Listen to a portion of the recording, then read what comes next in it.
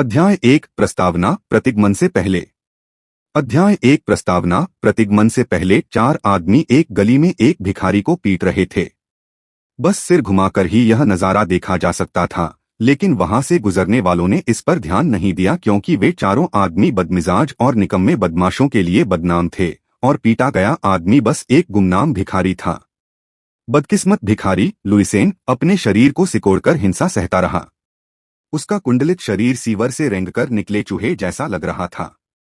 उसकी एक भी मांसपेशी हिलने की हिम्मत नहीं हुई। वह जानता था कि जितना ज्यादा वह विरोध करेगा उतनी ही देर तक उसे पीटा जाएगा।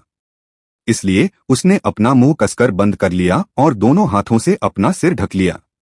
सूखे भूसे जैसे बाल कांप रहे थे। आह, कितना जबरदस्त आदमी है! एक आवाज भी नहीं की। बदमाशों ने अपनी जीभ बाहर निकाली। पिटाई का मजा लेने के लिए किसी न किसी तरह की प्रतिक्रिया तो होनी ही थी। एक ऐसे आदमी को पीटना जो सिर्फ सिकुड़ा रहता है, मजा ही छीन लेता है। यह बोरिंग है। चलो ताश खेलते हैं। जरूर। गंदे कमीने, अपनी जिंदगी ऐसे मत जियो। उन निकम्मों ने लुइसेंस की कापती पीठ पर थूका और हंसते हुए गली से बाहर निकल गए। जैसे ही वे गायब हुए, लुइसेन दीवार को पकड़े हुए खड़ा हो गया। एक पैर पर लंगड़ाता हुआ वह धीरे धीरे आगे बढ़ा। शायद बदमाशों ने किसी जरूरी चीज पर चोट मारी थी। हर बार जब वह अपने पैर पर वजन डालता तो उसे चक्कर आने जैसा दर्द होता। उसने जमीन से बर्फ को खुरचकर अपने खून से सने मुंह को साफ किया। भयानक झटके! ये वही निकम्मे लोग थे जिन्होंने पहला प्रस्ताव रखा, अगर तुम हमारी बात मानोगे तो हम तुम्हें एक परीक्षा सुनाएंगे। लुइसेन 2 दिन से भूखा था। वह दिन भर भीख मांगता था और छोटे मोटे काम करता था, फिर भी एक रोटी नहीं जुटा पाता था। उस एक रोटी से वह कुछ और दिन गुजार सकता था। बर्फ गिर रही थी। अगर आज उसने कुछ नहीं खाया तो उसकी जान बच जाएगी। अरुचि को दबाते हुए उसके पास प्रस्ताव स्वीकार करने के अलावा कोई चारा नहीं था। हालांकि जल्द ही वे लोग अपनी मनमानी करने लगे, उसके बाल पकड़ने लगे और ऐसा दिखावा करने लगे जैसे वे उसे जानते ही न हों। जब लुइसेन ने वादा किए गए पैसे मांगे तो वे कुछ बकवास करने लगे। क्या तुम्हें इसमें मजा नहीं आ रहा? अचानक वे अपना गुस्सा दिखाने लगे और उसे पीटने लगे। शुरू से ही उनका लुइसेन को पैसे देने का कोई इरादा नहीं था।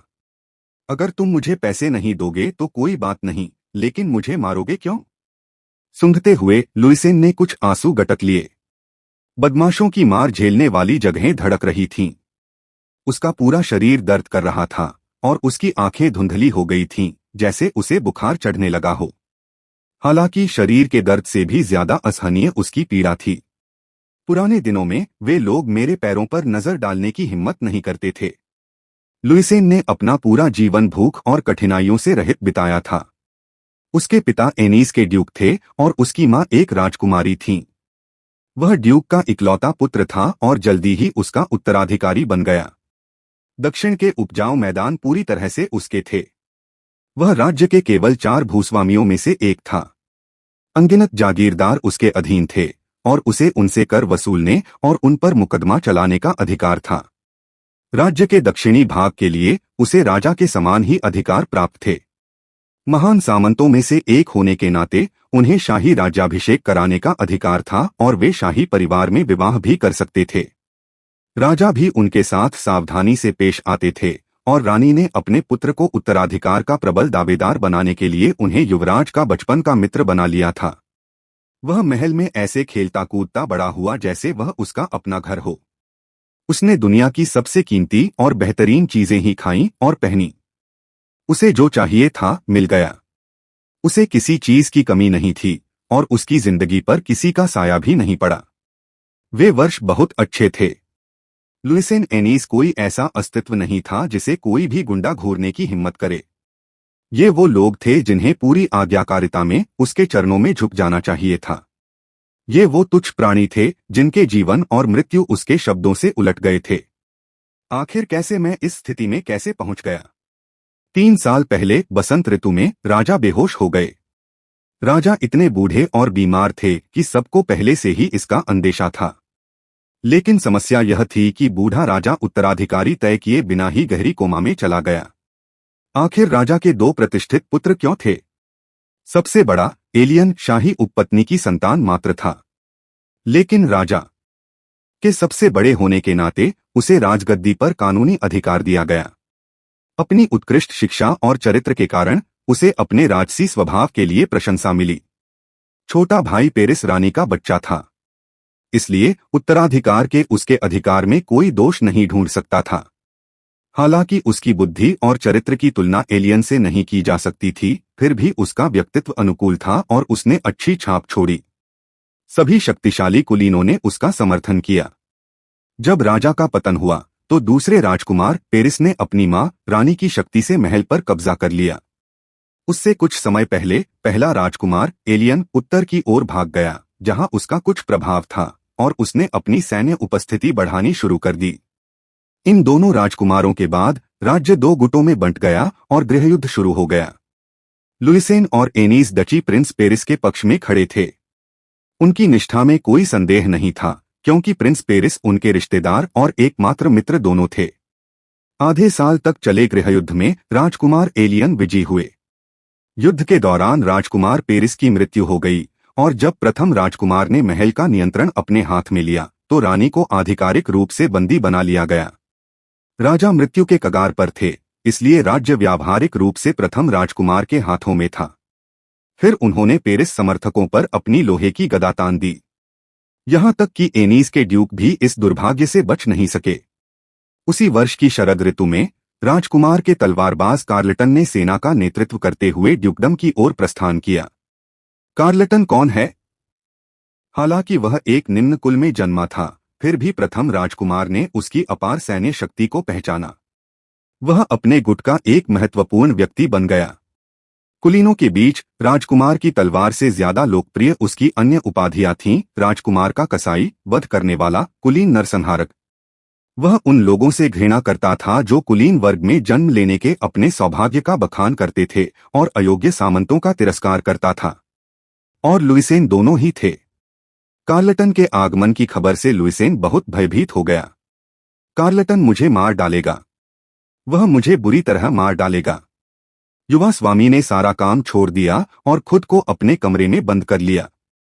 उसने आगे आने वाली सारी लड़ाइयां भाग्य पर छोड़ दी और सिर्फ शराब पीता रहा। वह बहुत डरा हुआ था और समझ नहीं पा रहा था कि कैसे ठीक से प्रतिक्रिया दे। उसने अपने जीवन में कभी गृहयुद्ध जैसा संकट नहीं देखा था। जिस शांतिपूर्ण जीवन का वह आनंद ले रहा था, वह उसके लिए जहर बन गया। दिन ब दिन उसका आतंक बढ़ता गया, और जब यह असहनीय हो गया तो लुइसेन ने एक ऐसा फैसला लिया जिसे वह नहीं बदल सकता था। चलो भाग चलें, चलो बहुत दूर भाग चलें, जहां वो मेरा पीछा न कर सके। उसने अपना सामान समेटा और युद्ध के बीच में ही महल से भाग निकला। उसके कई जागीरदार, रिश्तेदार और दोस्त थे, उनमें से कोई न कोई उसकी देखभाल जरूर करेगा। उसे थोड़ा सा यकीन था कि कोई न कोई उसकी मदद जरूर करेगा। यह डर से चूर चूर हो चुके मन का एक मूर्खतापूर्ण फैसला था। जैसे ही उसने एनीस के ड्यूक के रूप में अपनी स्थिर पृष्ठभूमि खो दी, दुनिया ठंडी पड़ गई। उसके सभी भरोसेमंद दोस्तों और रिश्तेदारों ने उसकी ओर से आंखें मूंद लीं। वह जो दौलत लेकर आया था वह लुटेरों और ठगों ने लूट ली, और उसके साथ आया नौकर अपराधियों का पीछा करते हुए मर गया। बहुत देर हो चुकी थी। लुइसेन अपनी जागीर में लौट आया, लेकिन सब कुछ पहले ही खत्म हो चुका था। लुइसेन के भागने से क्रोधित होकर कार्लटन ने नागरिकों का कत्लेआम किया और इलाके के कई हिस्सों में आग लगा दी। फिर भी उसका गुस्सा कम नहीं हुआ। जागीरदारों के सिर महल की दीवारों से लटका दिए गए। सड़ती लाशों की गंध पाकर कौवे झुंड में आ गए और अशुभ स्वर में चिल्लाने लगे। आग अंतहीन रूप से फैलती गई और मैदानों को तहस-नहस कर दिया। कटाई के मौसम में पके पीले गेहूं की फसलें चटक लाल लपटों में जलकर खाक हो गईं। आसमान में काला धुआं छा गया और बचे हुए लोग विलाप करने लगे। यह दृश्य देखकर लुइसेन एक बार फिर भाग गया। उसने मुंह मोड़ लिया, क्योंकि वह उस त्रासदी को बर्दाश्त नहीं कर पा रहा था जो उसने की थी। उसके बाद वह कहीं भी टिक नहीं पाया। उसे ऐसा लग रहा था जैसे कार्लटन अब भी उसका पीछा कर रहा है। अगर वह अंधेरे में देखता तो उसे ऐसा लगता जैसे उसे किसी काले शूरवीर के घोड़े की टापें सुनाई दे रही हों। जब वह सोता था तो उसे हमेशा एक जलते हुए सुनहरे खेत में खड़े होने का सपना आता था।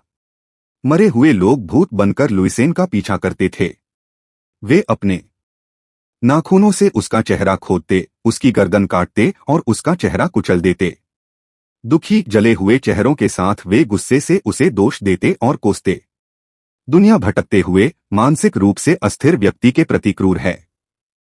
गृहयुद्ध और अकाल के कारण देश घोर संकट में था। लोग अपनी देखभाल करने में असमर्थ हो गए थे।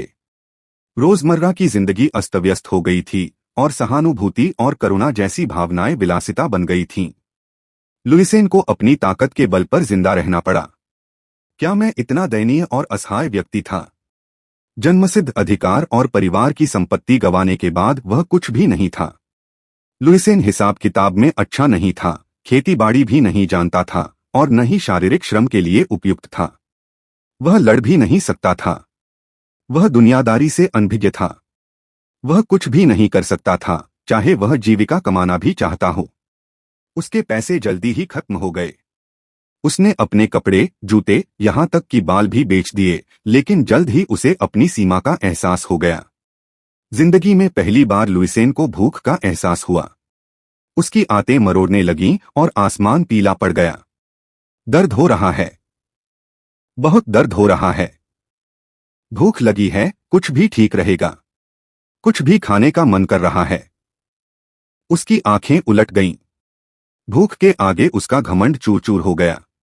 कुलीनों का परिष्कार, नैतिकता और मूल्य सब ध्वस्त हो गए। एक रोटी के लिए वह अपना तनमन तक बेच देता था। वह हर तरह के अपराध करने, भीख मांगने और चोरी करने से नहीं हिचकिचाता था। अस्तित्व के लिए संघर्ष देश के ढहते अस्तित्व और स्थिरता का एक लक्षण था। हालांकि इस तरह से खाया गया खाना इतना स्वादिष्ट होता था कि वह रो पड़ता था। वह उस अनजान सूप को चट करते हुए रोता था जिसकी ओर उसने ड्यूक रहते हुए कभी देखा भी नहीं होगा। इसी तरह 3 साल बीत गए। लुइसेन के कुलीन जीवन का कोई निशान नहीं बचा था। उसका शरीर टहनी जितना पतला था और उसका रंग पीला और पीला पड़ गया था। उसकी आंखों के नीचे गहरी परछाइयां थीं, जिससे वह बीमार सा दिखता था। पकड़े जाने के डर से वह अक्सर नीचे झुककर अपना शरीर छिपा लेता था। अंततः उसकी पीठ झुकी हुई और गर्दन कछुए जैसी हो गई। दरअसल यह एक चमत्कार ही था कि लुइसेन, जो सिर्फ खाना पीना और खेलना जानता था, 3 साल तक जिंदा रहा। कहते हैं कि बर्बाद हुए अमीर लोग सिर्फ 3 साल ही जिंदा रह पाते हैं, और उसके लिए तो बस 3 साल ही बचे थे। अब उसके पास सचमुच कुछ भी नहीं था। यहाँ तक कि उसकी खूबसूरत शक्ल भी सड़क पर रहने की बेतरतीब जिंदगी ने बर्बाद कर दी थी, और कोई भी उसे नहीं चाहता था। मुझे भूख लगी है। मुझे भूख लगी है। मुझे भूख लगी है। उसके भीतर चक्कर सा उठ गया। 2 दिन पहले वह किसी अनजान परिवार के आंगन में छिप गया और उनके कुत्तों का खाना चुराकर खा गया। जरा सोचिए, वह उसका आखिरी खाना था। लोगों के लिए खाने की कमी के कारण कुत्तों का खाना भी इतना कीमती था कि उसे बर्बाद नहीं किया जा सकता था। मैं कुछ भी खाना चाहता हूँ। कुछ भी अच्छा हो, मैं बस खाना चाहता हूँ। अब वह ड्यूक के समय के बारे में बहुत सोचता था, जब वह भूख की कमी के कारण भोजन को मुश्किल से छू पाता था। एक चौड़ी और लंबी मेज पर ढेर सारे स्वादिष्ट व्यंजन भरे हुए थे। उसे छोड़ना नहीं चाहिए था। उसे बिना एक भी निवाला गवाए सब कुछ खा लेना चाहिए था। अगर उसे अभी वह सब दिया जाता, तो वह प्लेटें भी चाटकर साफ कर देता। उसे वे दिन बहुत याद आते थे। उस समय वह अपने जीवन की कीमत क्यों नहीं समझ पाया। आखिरकार लुइसेन फूट फूट कर रोने लगा। वह जानता था कि रोने से सिर्फ ऊर्जा की बर्बादी होगी। फिर भी वह अपने आंसू नहीं रोक सका। बर्फीला रास्ता फिसलन भरा था और उसके पैर लड़खड़ा रहे थे। बेचैनी में उसका संतुलन बिगड़ गया और वह लड़खड़ाकर नीचे गिर पड़ा। टकरा जाना बर्फ बहुत ठंडी थी और उसका इकलौता कपड़ा भीग गया था। उसकी हालत ऐसी थी कि उसके पास न तो कपड़े सुखाने की जगह थी और न ही नए कपड़े बदलने की। उसे जल्दी से उठना पड़ा ताकि वह बर्फ झाड़ सके और जो सूखापन बचा था उसे बचा सके। वरना अगर वह ठंडे गीले कपड़ों में बाहर सोता तो उसे टीबी हो सकती थी। लेकिन लुइसेन बिल्कुल नहीं हिला। उसका सिर अभी भी बर्फ में फंसा हुआ था और वह सिसक रहा था। मुझे तो उसी समय मर जाना चाहिए था। अगर मैं मरता भी तो इस तरह जीने के बजाय एक कुलीन इंसान बनकर मरता। शायद तब जागीरदार और नागरिक न मरते। यह ऐसा जीवन नहीं है जो सबका बलिदान करने लायक हो। मैं कहीं भी उपयोगी नहीं हूँ, न एक कुलीन के रूप में, न ही एनीस के ड्यूक के रूप में, और न ही अपने लिए। अगर मुझे वैसे भी मरना ही है तो बेहतर होता कि मैं भागता ही नहीं। लुइसेन को बहुत पीड़ा हुई क्योंकि अनगिनत पछतावे उसके दिल में चुभ रहे थे। वह इतना कमजोर हो गया था कि उसका दिल उस गहरे दुहक को सहन नहीं कर पा रहा था। जैसे जैसे उसका शरीर ठंडा होता गया, उसे लगा कि उसकी चेतना फीकी पड़ रही है। ठंड और भूख की चाकू जैसी चुभन धीरे धीरे गायब होने लगी। इस तरह मरने से बेहतर है। अध्याय 2 अतीत में लौटने पर आपको सबसे पहले क्या करना चाहिए? अध्याय 2 जब आप अतीत में लौटते हैं तो सबसे पहले आपको क्या करना चाहिए? टकरा जाना बहरा कर देने वाली धमाके और चीखें, मानो कोई विशाल पर्वत ढह रहा हो, ने लुइसेन को होश में ला दिया। मेरे स्वामी, जल्दी उठिए, युद्ध शुरू हो गया है। उफ, मुझे अकेला छोड़ दो, मैं अभी मर गया, तुम्हें पता है। लुइसेन ने उसका सिर ढक लिया और उसे जगाने की कोशिश कर रहे हाथ को दूर धकेल दिया। उसका सिर मानो चकनाचूर हो गया हो और उसके अंदर उल्टी सी होने लगी। कहीं से शराब की भयानक बदबू आ रही थी। यह शराब की गंध कैसी है? गृहयुद्ध के बाद लुइसेन शराब की एक बूंद भी नहीं पी सकता था। अकाल के कारण देश में तबाही मचने के कारण शराबबंदी लागू कर दी गई। शराब की कीमतें आसमान छू रही थीं। लुइसेन जैसे आवारा के लिए, जिसे रोजी रोटी जुटाना मुश्किल हो रहा था, शराब की महक तो दूर, स्वाद भी एक सपना था। लेकिन फिर वह इस समय गंभीर हैंगओवर से क्यों पीड़ित था? उसने अपना धुंधला गर्म सिर इधर उधर घुमाया। धीरे धीरे जरा सी यादें लौट आईं। यह स्पष्ट था कि लुइसेन को उस सर्द रात में महल से भागने के 3 साल बाद मर जाना चाहिए था। हालांकि वहां से गुजर रहे एक व्यक्ति ने चमत्कारिक ढंग से उसे बचा लिया। वह एक धार्मिक तीर्थयात्रा पर निकला हुआ व्यक्ति था। चूंकि उसका एक हाथ नहीं था, इसलिए उसे एक हाथ वाला तीर्थयात्री कहा जाता था। लुइसेन उसका नाम नहीं जानता था और वह हमेशा एक साधु का चोगा पहने रहता था, इसलिए वह उसका चेहरा नहीं देख सकता था। वह व्यक्ति बेहद संदिग्ध लग रहा था, लेकिन एक हाथ वाले तीर्थयात्री ने लुइसेन का पूरे दिल से ख्याल रखा। वह अपना बिस्तर दे देता, कीमती लकड़ियां जलाकर कमरे को गर्म करता और दवाइयां और खाना भी बांटने को तैयार रहता। हालांकि उसकी आर्थिक स्थिति अच्छी नहीं थी, फिर भी वह लुइसेन की पूरी लगन से देखभाल करता था। उसकी बदौलत लुइसेन उस सर्दी में नहीं मरा और उसकी जान बच गई। लुइसेन को उस एक भुजाधारी तीर्थयात्री के प्रति गहरी कृतज्ञता महसूस हुई। इस दुनिया में एक ऐसा दयालु और बुद्धिमान व्यक्ति भी है। यह सोचकर उसने तीर्थयात्री को संत कहना शुरू कर दिया और उसके सिद्धांतों का पालन करने लगा। उसका अनुसरण करते हुए लुइसेन ने दुनिया के बारे में बहुत कुछ सीखा और अपनी मूर्खता का एहसास किया। एक हाथ वाले तीर्थयात्री द्वारा सुनाई जाने वाली कहानियों ने लुइसेन को एक समझदार नजर दी। उसने उसे दुनिया को पाप और बुढ़ापे से रहित, साफ आंखों से देखने में मदद की। लुइसेन को पश्चाताप हुआ और उसने मृतकों से सच्चे मन से माफी मांगी।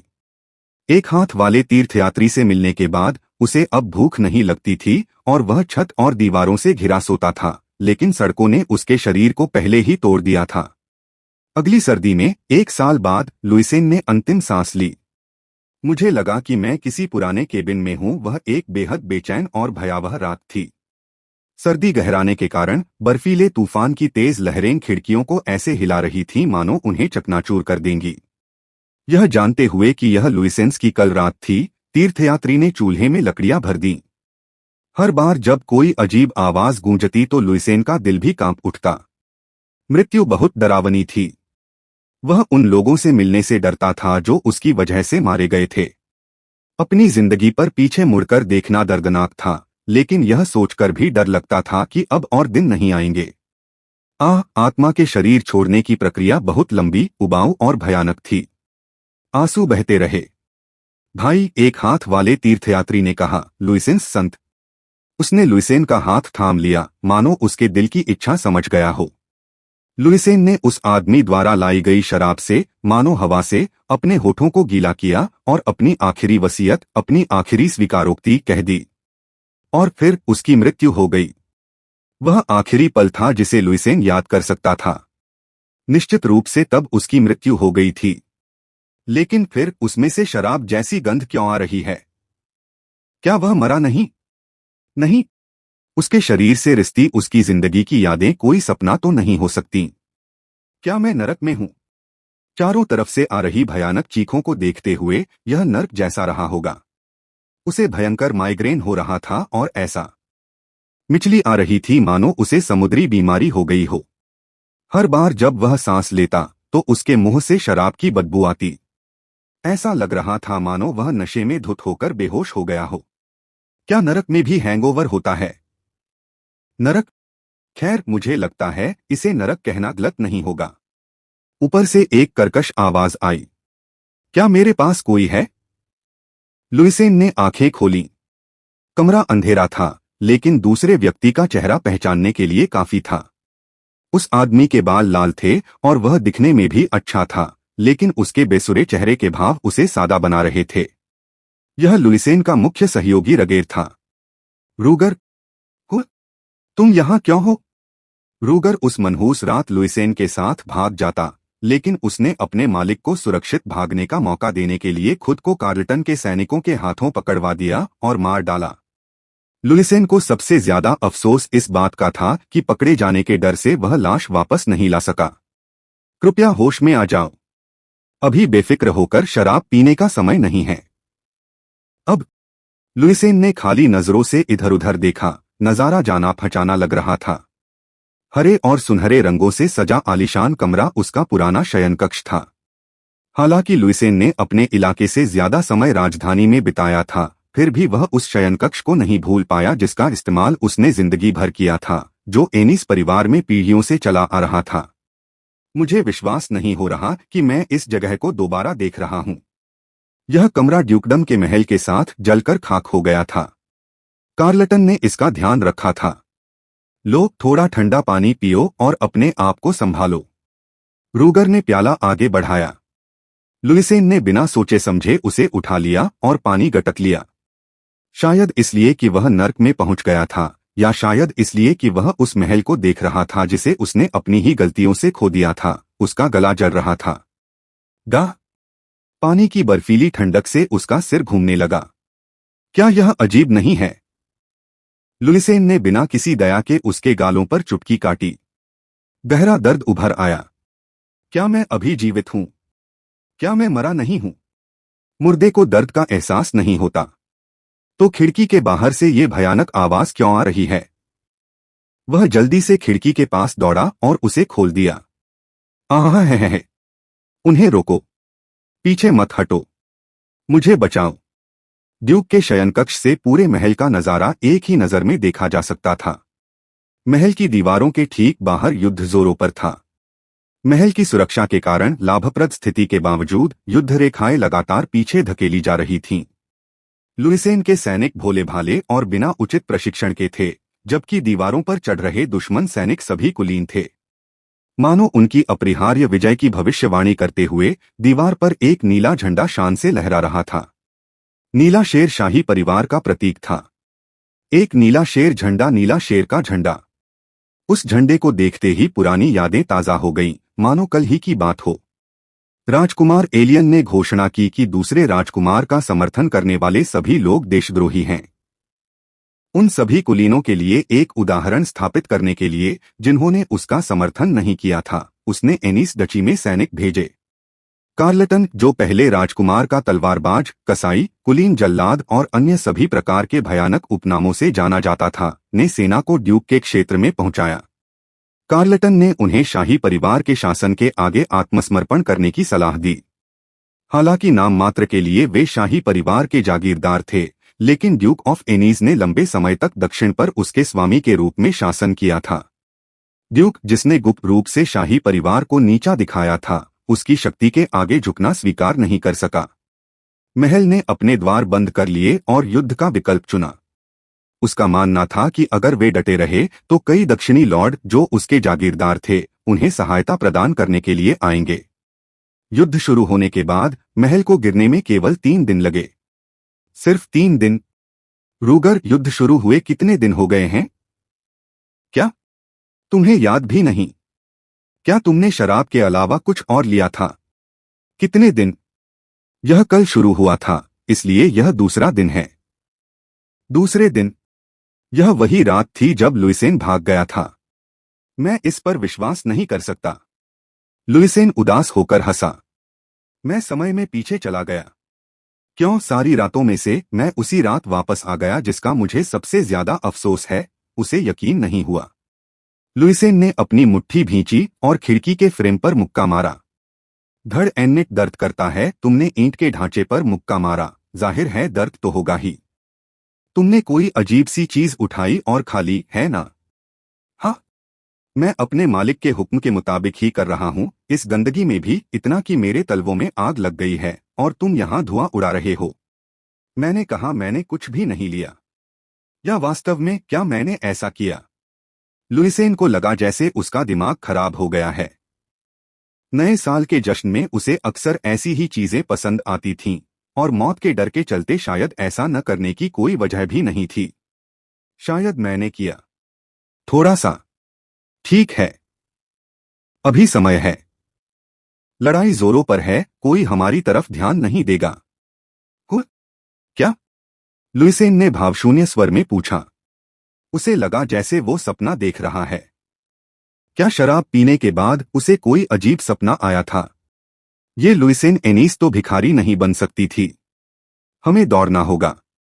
मैंने घोड़े और पैसे तैयार कर लिए हैं। हम यह कोई सपना नहीं हो सकता। यह सच में हुआ था। लुइसेन ने अचानक परेशान होकर आवाज निकाली। अतीत में लौटते हुए मैंने ऐसी कहानियां पढ़ी हैं, लेकिन बहुत समय पहले की बात है। एक आदमी था। वह दुनिया भर में घूमता रहा और कई लोगों की मदद करता रहा।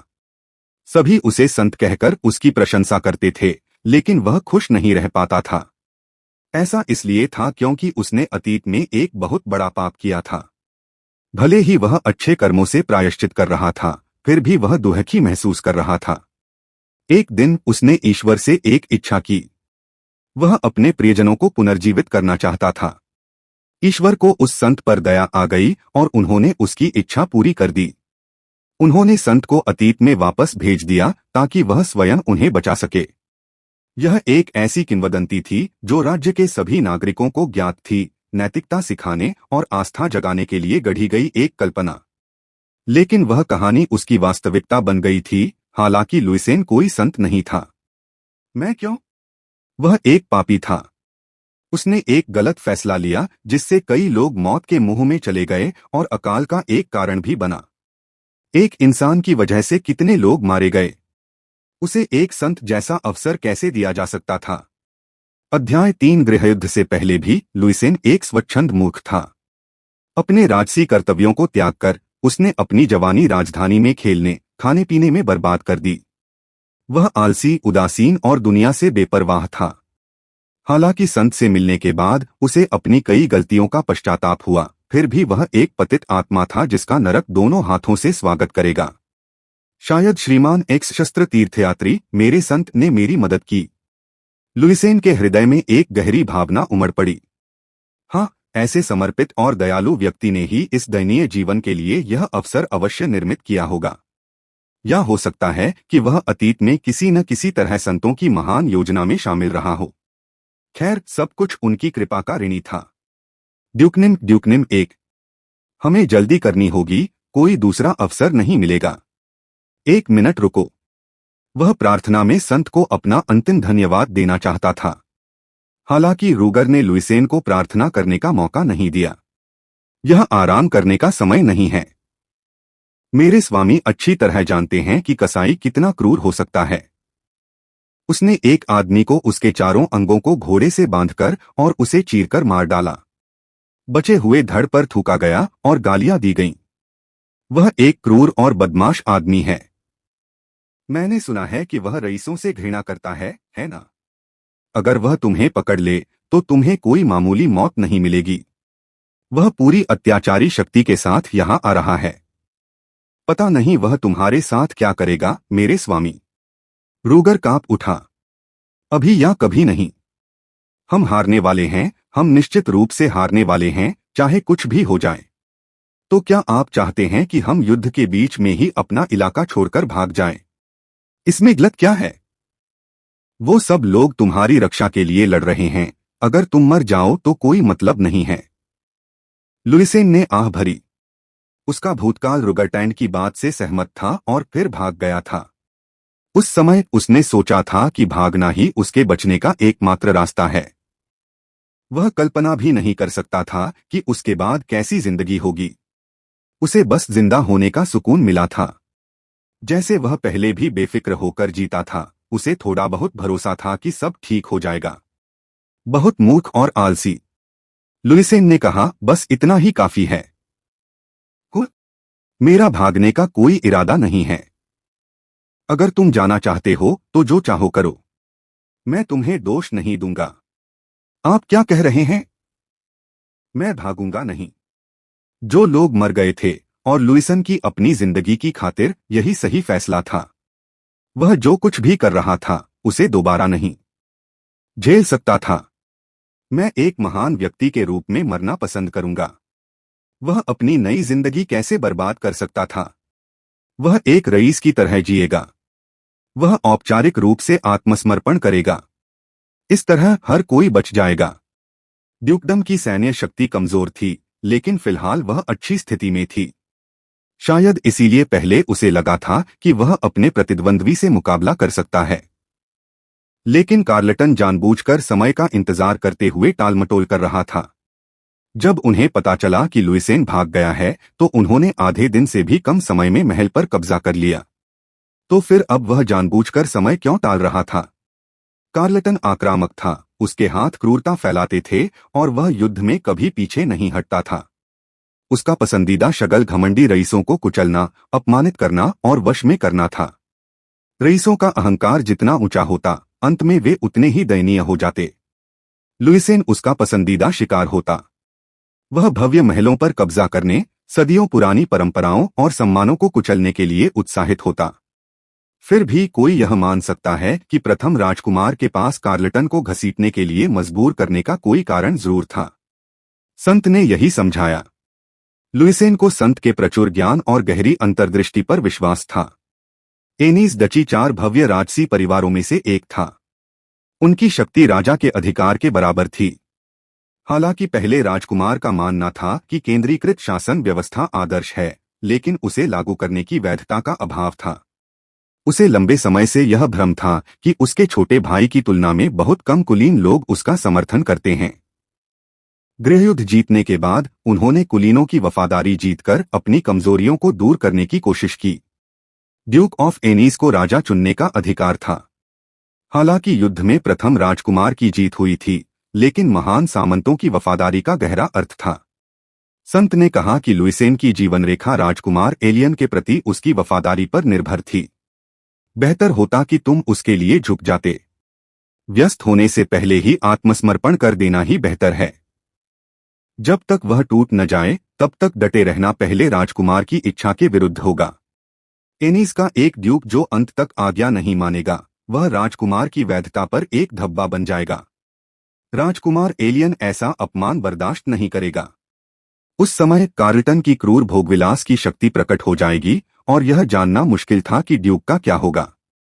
लुइसेन को पहले इन सब बातों का अंदाजा नहीं था। वह बस दूसरे राजकुमार की फांसी की खबर सुनकर डर गया था। उसे लगा कि पहला राजकुमार भी उसे मारने की कोशिश करेगा, इसलिए उसने उससे लड़ने की जिद की। और अंत में उसने सब कुछ त्याग दिया। लुइसेन ने अपने होंठ काटे और सम्मेलन कक्ष का दरवाजा खोला। सैन्य रणनीतिक अभियानों के लिए इस्तेमाल किया जाने वाला यह कमरा भारी तनाव से भरा हुआ था। सेनापति और कोषाध्यक्ष, साथ ही अन्य अधिकारी और बटलर सामरिक नक्शों से लदी एक मेज के सामने खड़े थे। चूंकि युद्ध पूरे जोरों पर था, इसलिए शूरवीर सेनापति और उसके शूरवीर वहां मौजूद नहीं थे। जब लुइसेन प्रकट हुआ तो कॉन्फ्रेंस रूम में सबकी नजरें उस पर टिक गईं। सब उसे उलझन और हैरानी भरी निगाहों से देखने लगे। महाराज, आप इस साधारण जगह पर किस लिए आए हैं? क्या आपको और कुछ चाहिए? कोषाध्यक्ष ने गर्मजोशी से उनका स्वागत किया। हालांकि उस आदमी का वजन वर्षों में काफी बढ़ गया था और उसका चेहरा उदार और दयालु था, फिर भी उसकी बातों में एक तीखापन था। किसी सरदार का अपने इलाके से जुड़ी बैठकों में उपस्थित होना आम बात होती, लेकिन लुइसेन का रूप देखकर वह चौंक गया।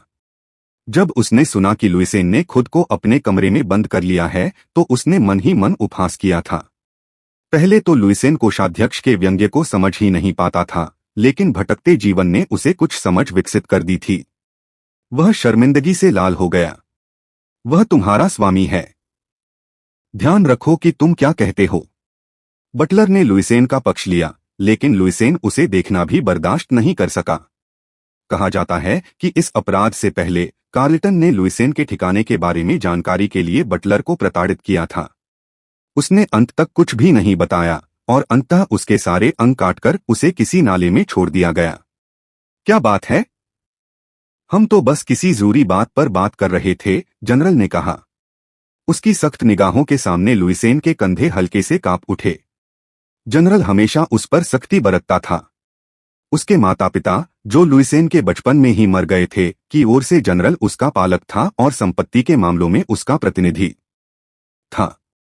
वह हमेशा एक सख्त शिक्षक था और उसके लिए एक बहुत ही योग्य कांटा बन गया था। जब किले पर कब्जा हो गया तो उसने आत्महत्या कर ली। कार्लटन ने लाश का सिर काटकर दीवार पर लटका दिया। जब लुइसेन ने संपत्ति पर लौटने की कोशिश की तो उसने जनरल का सड़ा हुआ और सड़ चुका सिर देखा। बाकी अधिकारियों के साथ भी यही हुआ। ड्यूक के महल में काम करने वाले सभी लोगों के सिर काटकर उन्हें दीवार पर लटका दिया गया था। यह कार्लटन का बदला था। लुइसेन अपने अंगूठे के नाखूनों से बेचैन था। उनकी लाशों का जानलेवा रूप और बदबू अब भी उसके ज़हन में ताज़ा थी। चिंता और घबराहट उसकी ठुड्डी तक भर गई थी। मरे हुओं को फिर से जिंदा घूमते देखना जितना उसने सोचा था, उससे कहीं ज्यादा मुश्किल था। लेकिन वह पीछे नहीं हट सका। याद करो, इस दिन तुम्हें कितना अफसोस हुआ था, लुइसेन एनीज। हे संत, कृपया मुझे साहस दीजिए। लुइसेन ने अपने हाथ से अपने दिल पर एक छोटा सा क्रॉस बनाया। उसकी धड़कनें मंद दीपक की रोशनी की तरह टिमटिमा रही थीं। उसने खुद को संभाला और कहा, हमें आत्मसमर्पण करना होगा। जनरल के चेहरे पर निराशा के भाव उभर आए। कोषाध्यक्ष और अन्य लोगों का भी यही हाल था। महाराज, आप अब ऐसा क्यों कह रहे हैं? हो सकता है कि आप भूल गए हों क्योंकि आपने खुद को कमरे में बंद कर लिया था, लेकिन उस समय आप युद्ध में व्यस्त थे। आह! तभी बाहर से एक अनाम सैनिक चीखा। कमरे में मौजूद सभी लोगों को तुरंत पता चल गया कि सैनिक अब मर चुका है और हवा भारी हो गई। मुझे पता है, लुइसेन ने कहा। तब आपको पता चलेगा कि आपके शब्द कितने हास्यास्पद हैं। मुझे पता है, लेकिन हमें फिर भी आत्मसमर्पण करना होगा। कार्लटन की ताकत का हम कोई मुकाबला नहीं कर सकते। बस कुछ ही समय की बात है कि हम कब्जा कर लिए जाएंगे। हमारे सैनिक अभी भी अच्छी तरह से टिके हुए हैं। वे कितने समय तक टिक सकते हैं? जल्द ही अतिरिक्त सैनिक पहुंच जाएंगे। अनी के जागीरदार हमारी मदद के लिए आएंगे। सेना नहीं आ रही है, वे पहले ही हमें छोड़ चुके हैं। पिछली बार कोई भी अतिरिक्त सैनिक नहीं आया। ड्यूक के सभी जागीरदारों ने उनसे मुंह मोड़ लिया था। लुइसेन ने भविष्य में पहली समय रेखा में इसका प्रत्यक्ष अनुभव किया था, लेकिन सभी अधिकारियों ने इसका कड़ा विरोध किया था। राज्य बनने से पहले एनीस डची इस क्षेत्र का स्वामी था। जागीरदार हमें छोड़कर शाही परिवार से हाथ नहीं मिला सकते। वे हमारी प्रजा हैं और हम उनके एकमात्र स्वामी हैं। क्या हमने तुम्हें हमेशा यह नहीं सिखाया कि दक्षिण में तुम किस तरह के अस्तित्व में हो? यह मत भूलना। जनरल बाकी अधिकारियों से सहमत था। यह सही है। दक्षिणी क्षेत्र की वफादारी राजधानी के उन लालची रईसों से अलग है।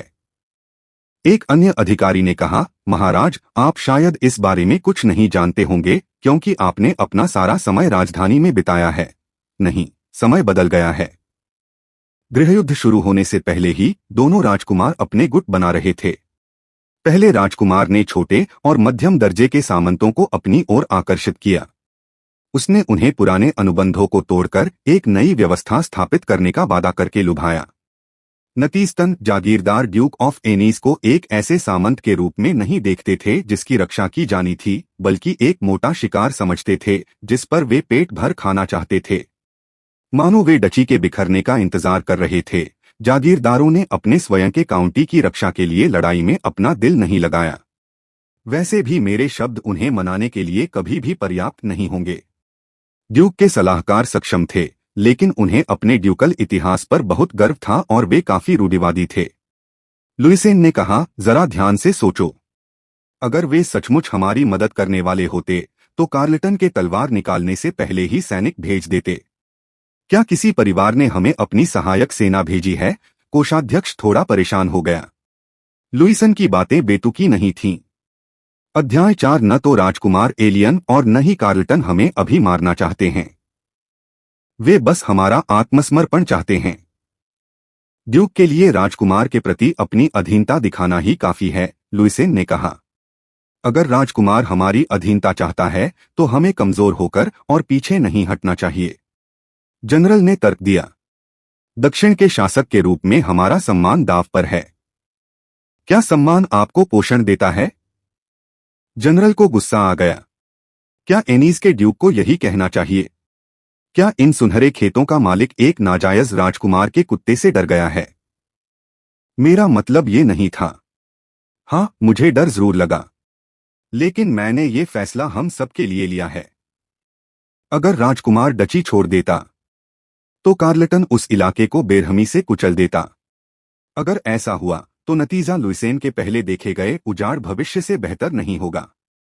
जनरल ने तर्क दिया, जब आपने दूसरे राजकुमार का समर्थन करने पर जोर दिया था तब भी आपने यही कहा था। आपने कहा था कि यह हम सबकी भलाई के लिए लिया गया फैसला था, लेकिन अब क्या हुआ? आपने सिर्फ सैनिक और धन गंवाया है। आपको देशद्रोही करार दिया गया है। इसीलिए मैंने आपसे विनती की थी कि आप केंद्रीय राजनीति में शामिल न हो। लुइसेन ने अपना मुंह बंद कर लिया। सच कहूं तो उसके पास कहने को कुछ नहीं था। वह आत्मसंतुष्ट और अयोग्य था। उसने न तो गृहयुद्ध के परिणामों पर न ही उत्तराधिकार विवाद पर कभी गंभीरता से विचार किया था। वह बहती नदी की तरह रहता था। चूंकि वह दूसरे राजकुमार का रिश्तेदार था, इसलिए वह उसके करीब ही रहता था। उसके अलावा और कोई गंभीर चिंताएं नहीं थीं। मेरे स्वामी, क्या आप डरे हुए नहीं हैं? क्या आप आत्मसमर्पण करते समय अपनी जान की भीख मांगेंगे? क्या आप एक स्वामी के रूप में जिम्मेदारी महसूस नहीं कर सकते, खासकर जब स्थिति पहले से ही इतनी गंभीर हो गई हो? एक सलाहकार ने विनती की। बस बहुत हो गया। अब तो वही करो जो हम अब तक करते आए हैं। मेरे स्वामी को वापस जाकर अपनी शराब की बोतल खत्म कर लेनी चाहिए, या फिर नहा लेना चाहिए। तुमसे शराब की तेज गंध आ रही है। कोषाध्यक्ष के शब्द, जिनमें कोई उम्मीद नहीं थी, जनरल की कठोर फटकार से भी ज्यादा लुइसेन के दिल में चुभ गए। सलाहकारों ने लुइसेन की बात अनसुनी कर दी और उसके आने से पहले ही अपनी बातचीत फिर से शुरू कर दी। लुइसेन उनकी किसी भी फटकार का जवाब नहीं दे सका। उसके इरादे नेक थे। वह कॉन्फ्रेंस रूम में सबको बचाना चाहता था, लेकिन अपनी सच्ची भावनाएं व्यक्त करना मुश्किल था। केवल दयालु बटलर ही लुइसेन के पास पहुंचा। युवा स्वामी, आप जरूर घबरा गए होंगे। कृपया अपने कमरे में आराम करें। महल के बुजुर्ग सब संभाल लेंगे। अभी भी एक युवा स्वामी। हालांकि लुइसेन को स्वामी बने 20 साल से ज्यादा हो गए थे, बटलर के लिए वह अभी भी युवा स्वामी ही था। ऐसा स्वामी नहीं जिस पर भरोसा किया जा सके और जिसका अनुसरण किया जा सके। यह सिर्फ बटलर तक सीमित नहीं था। इस कॉन्फ्रेंस रूम में मौजूद एक भी व्यक्ति को उस पर लॉर्ड होने का भरोसा नहीं था। लुइसेन के भीतर एक साथ हताशा और लाचारी का भाव पनप रहा था। पहले जिस जोश से वह कॉन्फ्रेंस रूम की ओर दौड़ता था, उसके विपरीत वह धीमे कदमों से अपने कक्ष में लौटा। उनका इरादा अच्छा है, लेकिन लुइसेन सिहर उठा। अपने सलाहकारों को गाली देना भी उसके लिए नामुमकिन था, क्योंकि उसने पहले कभी एक सरदार के तौर पर ठीक से काम नहीं किया था। जब वह 6 साल का था, तब उसके माता पिता का देहांत हो गया और वह ड्यूक बन गया। जनरल कार्यवाहक लॉर्ड था और उसे एक योग्य कुलीन बनाने में काफी समय लगा। जनरल बहुत सख्त निकला और लुइसेन को उसकी इच्छा के विरुद्ध घसीटकर ले जाया गया। वह अक्सर अपने शिक्षक से भाग जाता और अटारी में छिप जाता। इस प्रकार उसे मार्शल आर्ट, इतिहास और शिष्टाचार का बहुत कम ज्ञान था। जैसे जैसे वह बड़ा हुआ और वयस्क हुआ, वह अपने शिक्षक की पकड़ से बच निकला और सारा काम और अपनी संपत्ति अपने सलाहकारों को सौंप दी। उसने इलाके का पैसा पानी की तरह बहाया और बुरे दोस्तों से घुल मिल गया। इतने सारे घोटालों में फंसने के बाद उसकी प्रतिष्ठा बहुत खराब हो गई थी। वह पैसा खर्च करना तो जानता था, लेकिन उसे पैसे के स्रोत के बारे में न तो कोई जानकारी थी और न ही उसकी कद्र। उसे न तो जमीन में कोई दिलचस्पी थी और न ही अपने परिवार के नाम में। वह सोचता था कि सब लोग तो पहले से ही ठीक हैं, मुझे इसकी परवाह क्यों करनी चाहिए। और वह अपने इलाके के किसी भी मुद्दे से अनभिज्ञ था, क्योंकि उसे डची के देहाती गांवों की गोबर की गंध से ज्यादा चमकीली और रंगीन राजधानी पसंद थी। जब लुइसेन खेल रहा था, तब उसके सलाहकार ही इलाके को चला रहे थे। वह सिंहासन के अनाड़ी संघर्ष में हारता हुआ फंस गया, क्योंकि उसने दूसरे राजकुमार का साथ देने के लिए अपने क्षेत्र की अर्थव्यवस्था के स्तंभ उखाड़ फेंके थे। अपने पूर्व दुर्व्यवहारों के कारण उसके पास उचित व्यक्तिगत संबंध नहीं थे, और यहाँ तक कि पहले राजकुमार के साथ उनके खराब संबंधों के कारण उसे उनके विरोधी के रूप में स्थापित किया गया था। उसका जैविक वंश उत्कृष्ट था, लेकिन उसे यह नहीं पता था कि इसका उपयोग कैसे किया जाए। दूसरे शब्दों में, कई लोगों ने सोचा कि लुइसेन के बिना यह क्षेत्र बेहतर होगा। यदि मैं होता तो भी मैं संभवतः उस व्यक्ति को भगा देना चाहता जिसने युद्ध की रात आत्मसमर्पण करने पर जोर दिया था। हालांकि लोग बहुत अच्छे थे, उसने सोचा, और उन्होंने उसे अपने हाल पर नहीं छोड़ा। लुइसेन को याद आया कि कैसे पहले लोग उस पर थूकते थे, उसे पीटते थे और उसका अपमान करते थे, और तब उसे अपने सख्त सलाहकारों के लिए आभार महसूस होता था। मैं पहले क्यों नाराज हो जाता था और उन्हें नजरअंदाज कर देता था। वे कितने अच्छे लोग थे। जन्म से ही उसे सहारे की आदत थी। लुइसेन ने ठान लिया कि जितना सहारा उसे मिलेगा, वह उतनी ही जिम्मेदारी भी लेगा। संत सही थे। जिंदगी में कुछ भी मुफ्त नहीं मिलता, लोगों को पेट पालने के लिए मेहनत करनी पड़ती है।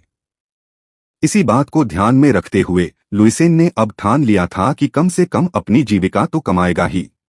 अपने खाने के खर्च के लिए वह इस लड़ाई में आगे आएगा, लोगों को बचाएगा और देश के भविष्य की रक्षा करेगा। ऐसा करने के लिए उसे सफलतापूर्वक आत्मसमर्पण करना आवश्यक था, क्योंकि जागीरदार उसकी बात नहीं सुनेंगे, इसलिए औपचारिक दूत भेजना असंभव था। यह स्थिति कितने दिनों तक चल सकती थी? लुइसेन की याददाश्त के अनुसार आज की रात तो सुरक्षित गुजर जाएगी, लेकिन कल क्या होगा इसका कोई अंदाजा नहीं था। सभी जागीरदार अपनी सुरक्षा को लेकर आश्वस्त थे, लेकिन लुइसेन जानता था कि कार्लटन अभी अपनी पूरी शक्ति का इस्तेमाल नहीं कर रहा था। कार्लटन भले ही एक पागल आदमी हो, लेकिन उसके कौशल को नकारा नहीं जा सकता। यद्यपि कार्लटन ने खुलेआम रईसों को सताया और अनेक दुश्मन बनाए, फिर भी उसके भूत जैसे एक भाड़े के कौशल और ताकत ने उसे राजकुमार एलियन का विश्वास जीतने में सक्षम बनाया। लुइसेन ने उसे पहली बार पहली लड़ाई के दौरान देखा था, जिस दिन महल पर घेराबंदी हुई थी। उसने उसे बहुत दूर से देखा था। काले कवच पहने कार्लटन पुरानी कहानियों के किसी मृत्यु योद्धा जैसा लग रहा था। अपने भाले के एक ही वार से कार्लटन ने सैनिकों के झुंड को धूल चटा दी, भारी हथियारों से लैस शूरवीरों को मार गिराया और अपना रास्ता साफ कर लिया।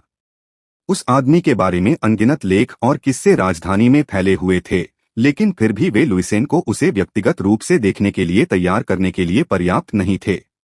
वह लुइसेन से अब तक मिले सबसे डरावने इंसान थे। यह उन लोगों को डराने के लिए पर्याप्त था जो युद्ध के मैदान में खड़े भी नहीं थे। शायद मुझे सीधे ही ऐसा करना चाहिए, लेकिन लड़ाई अभी चल रही थी और उसमें घुसना कठिन था। उसे पूरा यकीन था कि कार्लटन से आत्मसमर्पण करने से पहले ही वह युद्ध में फंसकर मर जाएगा। लुइसेन बेचैनी से इधर उधर घूम रहा था और सोचता रहा। रूगर, जो उसे चिंतित चेहरे से देख रहा था, ने चालाकी से एक बार फिर भागने की योजना का जिक्र किया। दूसरों की बातें सुनकर लगता है कि किला ज्यादा दिन नहीं टिकेगा। अगर दुश्मन सचमुच पूरी तरह से आक्रमण करने का इरादा रखता तो हम तुरंत गिर जाते। ऐसा लगता है जैसे जनरल झूठ बोल रहा है। हमारे पास अब कोई मौका नहीं है, अतिरिक्त सैनिक नहीं आएंगे। लुइसेन ने जवाब दिया, यदि आप बचना चाहते हैं तो स्वयं ही ऐसा करें। मैं जहां भी जाऊंगा मेरा ड्यूक वहां जाएगा। अगर मैं मर भी जाऊं तो भी मैं तुम्हारे साथ रहूंगा। प्लीज मेरी वफादारी को कम मत आंकिए। क्या तुम मेरे साथ रहना चाहते हो?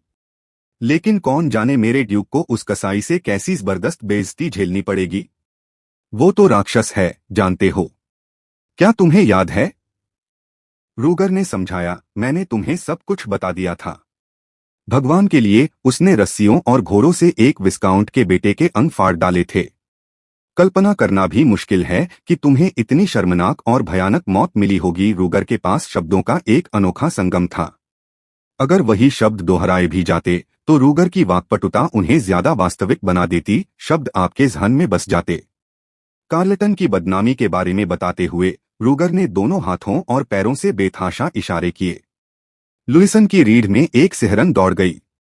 रुको, मैं पहले से ही परेशान हूं और तुम इसे और बिगाड़ दोगे।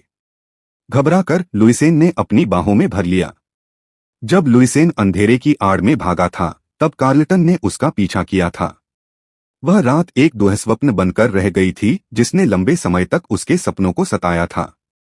हालांकि कार्लटन इतनी दूर था कि लुइसेन उसे ठीक से देख नहीं पाया था, फिर भी उसने अपना भाला इतनी सटीकता से फेंका कि वह लुइसेन के बिल्कुल पास से निकल गया। वार एक पेड़ पर लगा जो तुरंत दो टुकड़ों में टूट गया। आज भी उस क्षण को याद करने पर लुइसन के माथे पर ठंडा पसीना आ जाता है। जिंदगी में पहली बार उसे लगा था कि मौत बस आने ही वाली है। चूंकि उसका ज्यादातर जीवन शांति और सुरक्षा में बीता था, इसलिए वह उस एहसास से आसानी से पीछा नहीं छुड़ा पा रहा था। इसके बाद लुइसेन लंबे समय तक कार्लटन के हाथों अपनी लगातार बढ़ती मौत के भ्रम में फंसा रहा। कार्लटन की छवि में बना एक क्रूर योद्धा लगातार उसका पीछा करता रहा। अगर संत ने उसे नहीं बचाया होता तो वह उस भ्रम से छुटकारा नहीं पा पाता। तो चलो मेरे ड्यूक, हम चलते हैं। आप भी डरे हुए हैं, है ना? यहां हमारे लिए करने को कुछ नहीं बचा है। और सच कहूं तो क्या लोग यह नहीं चाहेंगे कि मेरे स्वामी गायब हो जाएं? नन, लुइसेन सिहर उठा। इसे देखो, यह मैदान रक्षक का दिया हुआ नक्शा है। अगर हम इस नक्शे का पालन करें तो हम राक्षस से सुरक्षित बच सकते हैं और जल्दी से जंगल पार करके डबलेस दर्रे तक पहुंच सकते हैं। रूगर ने लुइसेन को मनाने के लिए एक जाना पहचाना नक्शा खोला। मूल समय रेखा में उन्होंने इस नक्शे का इस्तेमाल पड़ोसी डबल्स काउंटी में भागने के लिए किया था। यह कोई खास सुखद याद नहीं थी। रूगर ने कहा था कि काउंट डबलेस उसकी रक्षा करेगा और उसका सबसे अच्छा स्वागत करेगा, लेकिन इसके बजाय लुइसेन के साथ बिल्कुल भी अच्छा व्यवहार नहीं किया गया। काउंट ने लुइसेन को कमरे में ही रोक लिया, उससे कुछ सवाल पूछे, फिर उसे बाहर निकाल दिया। तभी लुइसेन दुखी होकर एनीस डची लौट आया। खैर, नक्शा विश्वसनीय था। जंगल से गुजरते हुए उसे किसी जानवर ने नहीं घेरा।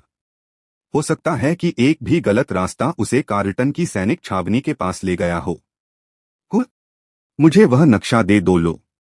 रूगर ने सोचा कि लुइसन ने अपना मन बदल लिया है और खुशी खुशी नक्शा सौंप दिया। अध्याय 5। लुइसेन ने अपने आसपास की स्थिति की पुष्टि करने के लिए नक्शा फैलाया। जंगल का प्रवेश द्वार किले के उत्तरी द्वार से थोड़ी दूरी पर था। उसने उस जगह से आगे जाने वाली सड़क पर अपनी उंगली फिराई। यहाँ बायां रास्ता डबल्स की ओर जाता है? हाँ, यह सही है। लुइसेन ने जंगल के दाहिनी ओर डबल्स के ठीक सामने कुछ तलहटियों की ओर इशारा किया। और कार्लटन्स बैरक इस तरफ है। हाँ, बिल्कुल सही। यही युद्ध का मुख्य द्वार है। यह उस रास्ते के ठीक सामने है जहां हम जा रहे हैं। हम लड़ाई में शामिल हुए बिना सुरक्षित बच सकते हैं। तो आप कहते हैं कि यह दाईं ओर है? नहीं नहीं, बाईं तरफ। हमें बाईं तरफ ही जाना है ना? रूगर ने लुइसेन को दयनीय नजरों से देखा और जोर देकर कहा कि वह भ्रमित है। क्या वह मुझे मूर्ख समझता है? आंसू बहने लगे पर वह चुप रहा। अभी उससे भी ज्यादा जरूरी कुछ था। रूगर के लिए अब यह गलतफहमी पालना ही बेहतर है। चलो चलें, हम जा रहे हैं। हाँ, आपने बहुत समझदारी भरा फैसला लिया है। बेहतरीन फैसला। मेरे ड्यूक से जैसी उम्मीद थी उतना ही साहसी और निर्णायक। रगर्स के चेहरे पर चमक आ गई। उसने खुशी खुशी लुइसेन को एक काला चोगा दिया और अपनी बेकार की चापलूसी की। लुइसेन ने भौहें चढ़ाई। पहले उसे ऐसी चापलूसी पसंद थी, लेकिन अब उसे बुरा लग रहा था। ये कैसी बेशर्मी भरी चापलूसी है। उसे यकीन ही नहीं हो रहा था कि इतनी खुली तारीफों से वो शांत हो जाता था। उन्होंने रूगर की चापलूसी बंद कर दी, जबकि वे अपने अतीत के बारे में बुरा भला कह रहे थे। इसे बंद करो, हमें आगे बढ़ना होगा। लुइसेन ने नक्शे को कसकर लपेट दिया। ओह, मैं नक्शा पकड़ सकता हूं, रूगर ने प्रस्ताव दिया। ठीक है, मैं जंगल में आगे चलूंगा, बस मेरे पीछे आओ। रूगर उलझन में था। नौकर का नक्शे के साथ आगे बढ़ना और मालिक का उसके पीछे चलना स्वाभाविक था। हालांकि उसने इससे ज्यादा कुछ नहीं सोचा। लुइसेन शुरू से ही एक सनकी आदमी था और रूगर को लगा कि उसका मालिक इतना पारदर्शी है कि कोई योजना नहीं बना सकता। उसने कभी सोचा भी नहीं था कि डबल्स जाने के अलावा कोई और योजना होगी। डबल्स सुरक्षित रहेगा, कार्लटन वहां हमारा पीछा नहीं कर पाएगा। रूगर हंसी खुशी से आगे आगे चल रहा था। भले ही लुइसेन जंगल में आगे आगे चलता, रूगर को उन्हें उस जगह तक ले जाना था जहां घोड़े और पैसे छिपे थे। उसकी खिलखिलाती पीठ को देखते हुए लुइसेन ने मन ही मन सोचा, रूगर, तुमसे झूठ बोलने के लिए मुझे माफ करना, लेकिन इस बार तुम मेरी वजह से नहीं मरोगे। यही अच्छा है। बेशक लुइसेन का डबल्स की तरफ भागने का कोई इरादा नहीं था। जब उसे पहले से ही इसी बात का पछतावा था तो वह भागता क्यों? वह ज्यादा होशियार नहीं था, लेकिन इतना मूर्ख भी नहीं था कि एक नारकीय रास्ते पर कदम रख दे। जैसे ही वे किले के दरवाजे से बाहर निकले, जंगल का दरवाजा उनके सामने फैल गया। रात में जंगल एक विशाल दैत्य सा लग रहा था। अकल्पनीय गहराई का स्याह अंधेरा उसे पूरी तरह से घेरे हुए था। पीछे से युद्ध की आवाजें सुनाई दे रही थीं, सामने से झिंगुरों की चहचहाहट। इन सबके बीच लुइसन के कंधों पर एक अजीब सा सन्नाटा छाया हुआ था। यह सर्वविदित था कि रात में जंगल खतरनाक होता है, और इस सामान्य ज्ञान के अलावा लुइसेन जंगल से डरता भी था। शहरों से भगाए जाने के बाद वह कई बार भोजन की तलाश में जंगल में घुस चुका था। हर मुलाकात मौत का संकट थी। जंगली जानवर कितने खूंखार थे और राक्षस कितने अनगिनत थे। उनके शिकार के लिए बिछाए गए जाल भी बेहद खतरनाक थे। एक बार तो वह उनमें से एक जाल में फंसकर लगभग अपना टखना ही गवा बैठा था। भूख से अंधा होकर उसने टोडस्टूल भी खा लिए थे। यह लगभग प्रशंसनीय था कि वह अभी भी जीवित थे। जब वह युवा था तब से उसे अपने कमजोर शरीर के प्रति सावधान रहने को कहा गया था, लेकिन वास्तव में वह अप्रत्याशित रूप से मजबूत था। युग लुइसेन ने तुच्छ चिंतन से मन को शांत करने की कोशिश की, लेकिन यह कारगर नहीं हुआ। अंधहीन अंधकार अपने आप में एक ऐसी चीज थी जिसने लोगों को अभिभूत कर दिया था। ऐसा लग रहा है जैसे मेरा मृत्यु योद्धा जल्द ही आ जाएगा। किंवदंतियों के अनुसार घने जंगल में जहां चांदनी नहीं पहुंच सकती थी, एक अकेला बिना सिर वाला शूरवीर घूमता था। वह कभी सबसे सम्मानित शूरवीर था, लेकिन वह भ्रष्ट और चरित्रहीन हो गया। उसने अपने स्वामी के साथ विश्वासघात किया और पवित्र शूरवीरों की शपथ का उल्लंघन किया। कहा जाता है कि उसे मौत की सजा सुनाई गई, उसकी गर्दन महल की दीवार पर लटका दी गई और उसे घने जंगल में फेंक दिया गया। अब कहा जाता है कि वह जंगल में भटकने वाले दोषियों की आत्माओं को काटता था। अपने भटकते और भ्रमित दिनों में जब भी लुइसेन जंगल में शांति ढूंढने की कोशिश करता, उसे घोड़ों के खुरों की गड़गड़ाहट सुनाई देती। अंधेरे से उसकी आंखों के कोनों में मृत्यु योद्धा प्रकट होता, स्वर्ग से एक दूत उसे दंड देने के लिए। उसे आराम करने की अनुमति नहीं थी। कहते हैं अगर तुम पकड़े गए तो तुम्हारा शरीर चीर-फाड़ कर खेतों और घास के मैदानों में बिखेर दिया जाएगा और तुम्हारी आत्मा हमेशा के लिए कैद होकर तड़पती रहेगी। एक कपटी साये की तरह शूरवीर अंधेरे में बैठा लुइसेन से फुसफुसाया, भाग जाओ, बहुत दूर भाग जाओ। लुइसेन का मुंह डर से सूख गया था। हालांकि अब उसे वो भ्रम साफ दिखाई नहीं दे रहे थे, फिर भी उसे लग रहा था कि कोई उसे छुपकर देख रहा है। उसकी गर्दन को सहलाती हवा ब्लेड की तरह ठंडी थी। नहीं नहीं नहीं, ऐसा कोई तरीका नहीं है कि किंवदंती का शूरवीर इस दुनिया में मौजूद हो। बेशक मौत का शूरवीर बस एक काल्पनिक प्राणी था। लुइसेन का लगातार पीछा करने वाला शूरवीर लुइसेन की चेतना द्वारा रचे गए कई भ्रमों में से एक था। संत से मिलने और अपनी गलतियों का सामना करने के बाद शूरवीर मानो गायब हो गया। पीछे मुड़कर देखने पर लुइसेन को सिर्फ रूगर का भावशून्य चेहरा दिखाई दिया। वहां सिर्फ दो ही थे, वह और रूगर। यह सही है। यह सिर्फ एक भ्रम है। लुइसेन ने काफी आंतरिक संघर्ष के बाद अपने डर को दूर किया और जंगल में कदम रखा। लुइसेन और रूगर चुपचाप चल रहे थे।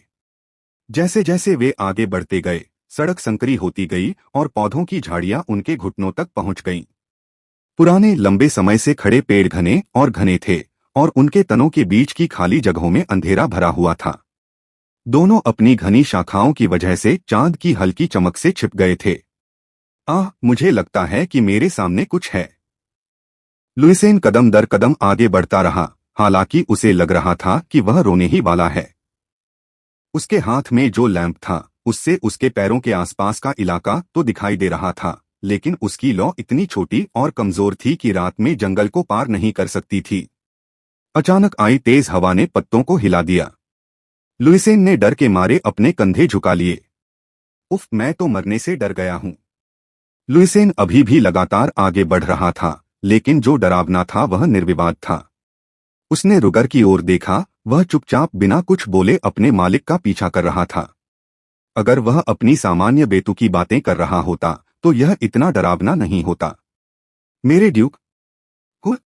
ओह हाँ, क्या आप निश्चित हैं कि आप सही रास्ते पर हैं? हाँ, हम वही हैं जहां हमें होना चाहिए था। लुइसेन ने रूगर के असली सवाल को टाल दिया। वैसे भी ऐसा नहीं था कि उसका सहयोगी मूल रूप से एनीस का था। वह राजधानी में ही पलाबधा था। जब तक कि वह लुइसेन के साथ यहां नहीं आ गया, उसे आसपास के भूगोल की अच्छी जानकारी कैसे होगी? हालांकि रूगर अचानक रुक गया। मेरे स्वामी झूठ क्यों बोल रहे हैं? उसके अनपेक्षित शब्दों को सुनकर लुइसेन को ऐसा लगा जैसे उसका कलेजा मुंह को आ गया है। तेजतर्रार बेवकूफ। जब लुइसेन को उसकी जरूरत होती थी तो वह हमेशा अनाड़ी रहता था, लेकिन ऐसे मौकों पर तेज। रूगर ने लुइसेन को इतनी ठंडी नजरों से देखा कि लुइसेन को लगा कि कहीं यह वही नौकर तो नहीं जिसने उससे भाग जाने की मिन्नतें की थीं। आप विपरीत दिशा में जा रहे हैं। नहीं, मैं नहीं हूं। लुइसेन हकलाया। धिक्कार है। उसने अपनी घटिया एक्टिंग स्किल्स और नदारद बुद्धि पर अफसोस जताया। जैसी कि उम्मीद थी, रूगर ने कहा। मुझे कुछ अजीब लगा। मेरे कायर शासक ने नक्शे और लैंप के साथ रास्ता दिखाने का फैसला किया। रास्ता इतना उबड़-खाबड़ था, फिर भी तुम मुझसे एक बार भी नाराज नहीं हुए। मेरे स्वामी की जरूर कोई और योजना थी। यही हम कार्ल्टन बैरक की तरफ क्यों जा रहे हैं? क्या तुम मरना चाहते हो? हम तो मर ही नहीं रहे। मैं क्यों मरूंगा? तो फिर तुम क्या कर रहे हो? क्या तुम आत्मसमर्पण करके अपनी जान की भीख मांगने जा रहे हो? लुइसन की खामोशी ने जो कुछ कहा गया था उसकी पुष्टि कर दी। क्या तुम सच में हो? महाराज, क्या तुम पागल हो गए हो? रगर को अपनी बात पर यकीन नहीं हुआ। हाँ, मुझे लगता है मैं पागल हो गया हूं। ऐसा लगेगा जैसे मैं अपना सिर शेर के मुंह में डाल रहा हूं। पागल? बिल्कुल पागल। कोई आश्चर्य नहीं कि वो जाने के लिए इतना आज्ञाकारी था। धिक्कार है। मुझे माफ करना, मैंने तुम्हें धोखा दिया, लेकिन चिंता मत करो। मेरे पास एक आइडिया है। मेरे ड्यूक ने कुछ सोचा। तुम अब तक बिना सोचे समझे ही जीते आए हो। यह तो थोड़ा ज्यादा हो गया। यह एक अपमानजनक टिप्पणी थी, लेकिन लुइसेन इसका खंडन नहीं कर सका। रूगर वह व्यक्ति था जो उसके बेकार के दिनों में उसके साथ रहा था। इसके अलावा रूगर वह व्यक्ति था जो लुइसेन को भागने में मदद करते हुए मर गया था। वह रूगर पर चिल्लाने की स्थिति में नहीं था। ठीक है, अपने स्वामी को आगे बढ़ने देना मेरी गलती है। चलो अब कम से कम पीछे मुड़ते हैं। नहीं, मुझे कार्ल्टन से मिलना है। अगर तुम डबल्स जाना चाहते हो तो मैं तुम्हें नक्शा दे दूंगा। तुम खुद जा सकते हो। मैं ऐसा नहीं कर सकता। मैं अपनी सुरक्षा के लिए अपने ड्यूक को अकेला कैसे छोड़ सकता हूं? तुम्हें मेरे साथ चलना होगा। आप अकेले जा सकते हैं।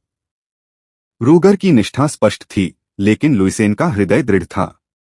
अगर नौबत आई तो मैं अपने स्वामी को अपने साथ आने के लिए मजबूर कर दूंगा। रूगर मुट्ठी बांधे हुए धीरे धीरे करीब आया। अगर उसका स्वामी उसकी बात नहीं मानता तो वह शारीरिक बल का इस्तेमाल करने को तैयार था। अरे, यह तो बगावत है। लुलिसेन पीछे हट गया। इसमें कोई मदद नहीं है। अगर मैं तुम्हें डबल्स के इलाके में वापस नहीं ले गया तो मैं वैसे भी मर जाऊंगा। खुद पर काबू रखो। ज्यादा डरो मत, बस मुझ पर भरोसा करो। मैं आप पर विश्वास करने के बजाय हमारे अस्पष्ट एक पर विश्वास करना पसंद करूंगा, मेरे ड्यूक। अरे, जी मेरा कुत्ता है। ये तो हद हो गई, सच में। क्या तुम सच में इतने बदतमीज इंसान थे? ऐसा लग रहा था कि राजी करना नामुमकिन है। लुइसेन ने पल भर में ही फैसला ले लिया और नक्शा और लैंप रगर की बाहों में फेंक दिया। जब रगर नए वजन पर लड़खड़ाया तो लुइसेन मुड़ा और भाग गया। मुझे माफ करें। अध्याय 6 मेरे ड्यूक। लुइसेन पागलों की तरह भागा। उसने सही रास्ता लगभग याद कर लिया था, इसलिए उसे बस पकड़े जाने से बचना था। रूगर उसके पीछे पीछे चल रहा था। वह दौड़ने में इतना अच्छा क्यों है? रूगर भागते हुए हिरण की तरह दौड़ा। लुइसेन ने अपने अंदर की गहराई से जितनी ताकत जुटाई, उसका चेहरा लाल हो गया और पसीना बारिश की तरह बहने लगा। लुइसेन का शरीर पेड़ों की जड़ों और पत्थरों से भरे उबड़-खाबड़ जंगल के रास्ते का आदी नहीं था। उस समय अगर उसे 3 कदम से ज्यादा चलना होता तो वह गाड़ी पर सवार होने पर जोर देता। इसके तुरंत बाद लुइसेन कुछ नुकीले पत्थरों पर वीरतापूर्वक लड़खड़ा गया और रूगर ने निराश भाव से लुइसेन की कलाई पकड़ ली। लुइसेन ने अपनी पूरी ताकत लगा दी, लेकिन आखिरकार पीछा छूट गया। महाराज, आपने इस तरह अपनी ऊर्जा क्यों व्यर्थ में बर्बाद की? रूगर ने निराश होकर पूछा। वह जानता था कि यह सब व्यर्थ है। हालांकि उसका दिल 2 बार जंगल पार कर चुका होता, लेकिन उसके पैर वहां नहीं जा सकते थे। लुइसेन ने शर्मिंदगी से अपना सिर झुका लिया। लेकिन तभी रूगर अचानक रुक गया। धिक्कार है, उसने धीरे से कसम खाई। क्या उसने सिर्फ गालियां दी? मुझे? लुइसेन की आंखें मजाकिया अंदाज में गोल हो गईं। मैंने तुमसे कितना भी झूठ बोला हो, गालियां देना क्या ज्यादा नहीं है? मैं अब भी तुम्हारा मालिक हूं। नहीं, आप नहीं, मेरे ड्यूक। हु? लुइसेन ने आगे देखा। पीली आंखें अंधेरे में तैर रही थीं। एक तेज और डरावनी गुर्राहट ने सन्नाटा तोड़ा। एक एक करके आंखें आगे बढ़ी। छोटी हरी त्वचा वाली उभरी हुई आंखें, एक विचित्र चेहरे पर और फूले हुए पेट के अलावा दुबला-पतला एक भूत प्रकट हुआ। यहाँ एक भूत क्यों है? भूत? जंगल में रहने वाले राक्षस। हालांकि वे जंगल के गहरे और नम आर्द्र क्षेत्रों में रहते थे और कभी भी अपने निर्धारित आवास से बाहर नहीं निकलते थे। वे आमतौर पर लोगों के बड़े समूहों से डरते थे, इसलिए वे कभी सड़कों के करीब नहीं दिखाई देते थे। तो वे अभी यहाँ क्यों थे? मेरे पीछे छिप जाओ।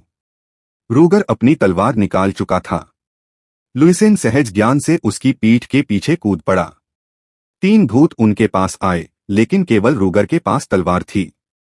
हालांकि तलवारबाजी को एक कुलीन वर्ग का काम माना जाता था और कई कुलीन लोग इस कौशल को विकसित करते थे, फिर भी चारों महान सरदार शासन के मामलों में ज्यादा ध्यान देते थे। लुइसेन सामान्य कुलीन वर्ग से अलग था। वह उन लोगों पर शासन करता था जो उसके लिए लड़ते थे।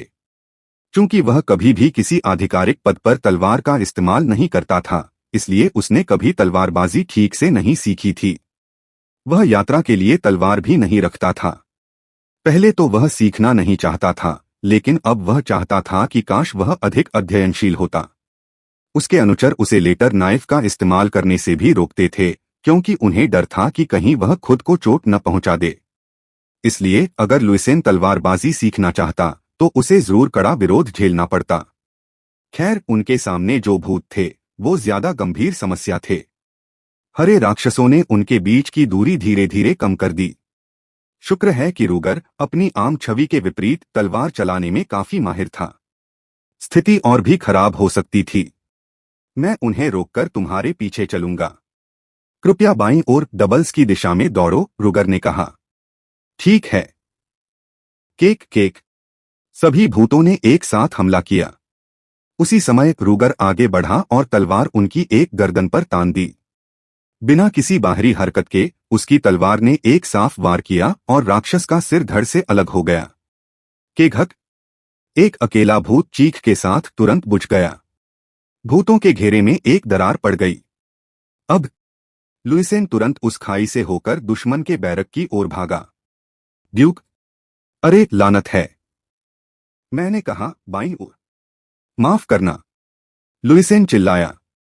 रूगर उसका पीछा नहीं कर सका क्योंकि उसे गोबलिनों ने रोक रखा था। इसी तरह बचे हुए दो गोबलिन भी लुइसेन का पीछा नहीं कर सके क्योंकि रूगर की तलवार ने उनका ध्यान खींचा था। लेकिन जैसे ही वह जंगल में भाग रहा था, अचानक झाड़ियों से एक भूतनी उसके सामने प्रकट हुई। शायद यह भूत कोई भटका हुआ भूत था, क्योंकि अपने स्काउट साथियों की बजाय लुइसेन को देखकर वह हैरान लग रहा था और तुरंत उस पर झपट पड़ा। उर्क! लुइसेन भूत के नाखूनों से बचने के लिए पीछे हट गया। उसका दिल मानो फटने ही वाला था। उसका गला खून की गंध से भर गया था।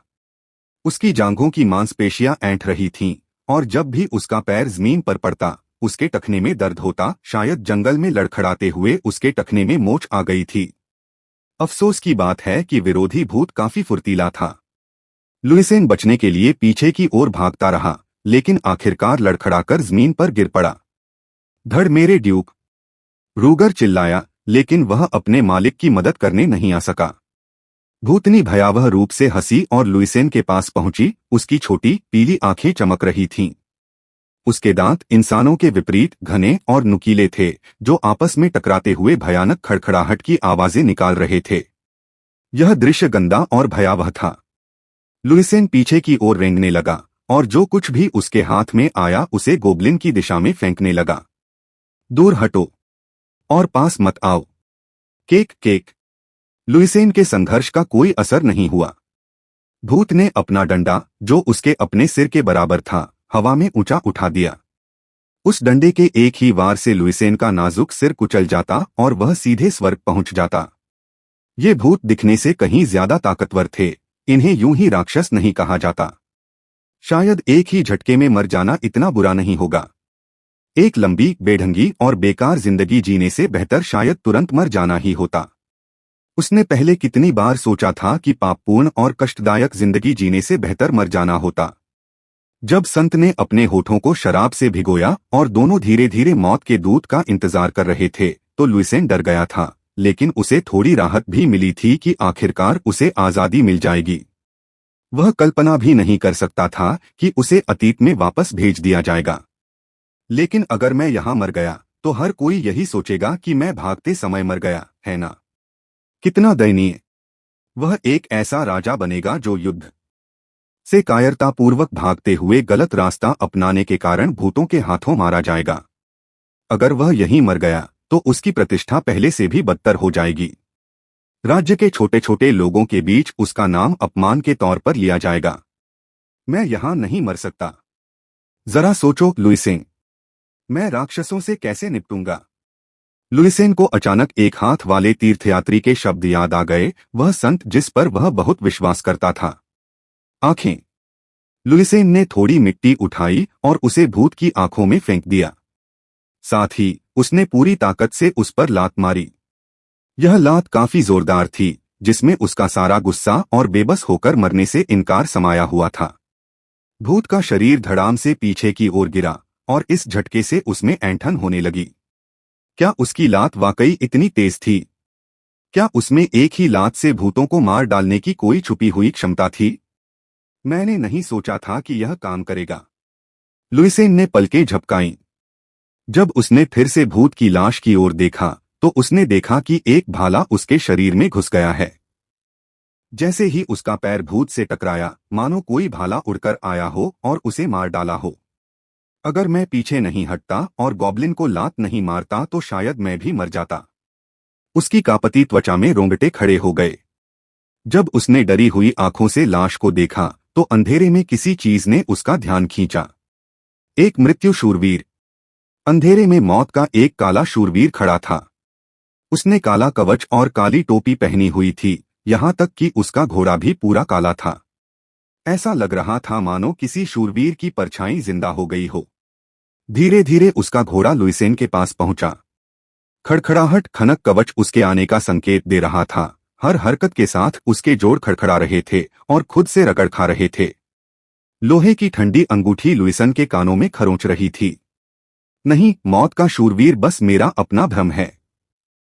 असल में ऐसा कुछ होता ही नहीं। चले जाओ। लेकिन फिर भाले ने भूत को कैसे भेद कर मार डाला? क्या वह शूरवीर सचमुच असली था? लुइसेन ने धीरे से आंखें खोलीं और मृत्यु शूरवीर अभी भी वहां था। ऐसा लग रहा था कि यह कोई भ्रम नहीं था। लुइसेन का चेहरा पीला पड़ गया, उसका दिल तेजी से धड़कने लगा। उसके मन में एक सफेद कोहरा छा गया। एक क्षण के लिए लुइसेन भूल गया था कि वह एक त्रासदी को रोकने के लिए आत्मसमर्पण करने के लिए कार्लटन बैरक जा रहा था। वह मुझे जज करने आया है। तुम मेरा पीछा कर रहे हो, मेरे शरीर को टुकड़े टुकड़े करने और मेरी आत्मा को नर्क में डालने आए हो।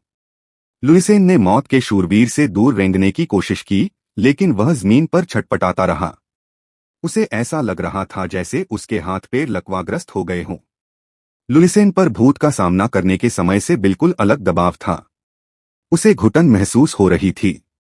वह मंत्रमुग्ध था, शूरवीरों की निगाहों से बंधा हुआ था और अपनी आंखें नहीं हटा पा रहा था। हालांकि यह पल बस एक पल के लिए था, लेकिन ऐसा लग रहा था जैसे समय घसीट रहा हो। मृत्यु शूरवीर ने अपना मुंह खोला, लुइसेन एनीज। शूरवीरों हेल्मा मानव के अंतराल से एक कम आवाज आई थी। विडंबना यह है कि उस डरावनी आवाज ने लुइसेंस की आत्मा को वापस वास्तविकता में ला दिया। उसने बात की। उसने मुझे बुलाया।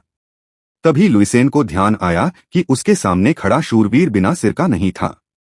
यह आदमी किंवदंतियों वाला मृत्यु का शूरवीर नहीं था। लुइसेन ने जवाब दिया, यह मैं हूं। शूरवीर की आवाज कुछ उपहासपूर्ण लग रही थी। उसने घृणा भरी आंखों से लुइसेन को देखा। आखिर ये कौन है? लुइसेन ने सोचा। उसकी नजरें ऐसी थीं जिन्हें वह भूल नहीं पाया। यह वही नजरें थीं जो राहगीरों ने उसे तब दी थीं जब वह भिखारी बनकर भटक रहा था। तुम हो? शूरवीर ने लुइसेन को सवाल पूछने की इजाजत नहीं दी। उसने अचानक लुइसेन का कॉलर पकड़ा और हवा में कागज के टुकड़े की तरह लटकते उसके शरीर को ऊपर की ओर घसीटा। फिर लुइसेन को घोड़े की पीठ पर सामान की तरह लाद दिया गया। काठी उसके मुलायम पेट में धंस गई। नाग। शूरवीर ने अपना घोड़ा घुमाया और सरपट दौड़ने लगा। उसकी गति इतनी तेज हो गई मानो वह अपने लथपथ यात्री को भूल ही गया हो। काला घोड़ा अविश्वसनीय गति से दौड़ रहा था। एक और वयस्क व्यक्ति के वजन के कारण उसकी गति जरा भी धीमी नहीं हुई। अध्याय 7 मेरे ड्यूक। अरे, इस आदमी को पकड़ो। ये इतना ताकतवर क्यों है? पीछे से लुइसेन रूगर की बेताब चीख और लड़ाई की आवाजें सुन सकता था। हालांकि लुइसेन मुश्किल से खुद को संभाल पा रहा था। जंगल उबड़-खाबड़ और कच्चा था। जब भी घोड़े के शक्तिशाली खुर जमीन पर पड़ते, धूल उड़ती और कंकड़ लुइसेन के सिर से टकराते। लुइसेन पूरी ताकत से घोड़े पर टिका रहा। किसी भी झटके से वह गिर सकता था। अगर वह इतनी तेज गति से घोड़े से गिरता तो उसे गंभीर चोट लगना तय था। पकड़ने के लिए कुछ भी नहीं था, न ही उसे ठीक से बांधने वाला कुछ था, इसलिए उसने अपना पूरा शरीर घोड़े पर चिपका लिया। जब घोड़ा पेड़ की जड़ों से बचने के लिए उछला तो लुइसेन का शरीर भी ऊपर की ओर उड़ गया। किसी तरह वह टिका रहा, लेकिन हर छलांग के साथ सख्त काठी लुइसेन के पेट पर लग रही थी। नंक। उर्क। आह। एक घोड़े की पूंछ लुइसन के गाल पर दबी और घोड़े की पूंछ उसके शरीर पर थपथ पाई। उसके सिर में खून जमा हो गया और उसकी आंखों में काले धब्बे दिखाई देने लगे। जैसे ही उसने सोचा कि शायद मर जाना ही बेहतर है, घोड़ा रुक गया। लुइसेन अब और नहीं टिक सका और जमीन पर लुढ़क गया। उसके धक्के से एक जोरदार धमाका हुआ। अपनी पूंछ की हड्डी में चक्कर आने जैसा दर्द महसूस करते हुए लुइसेन ने अपना सिर जमीन पर झुका लिया और उबकाई लेने लगा।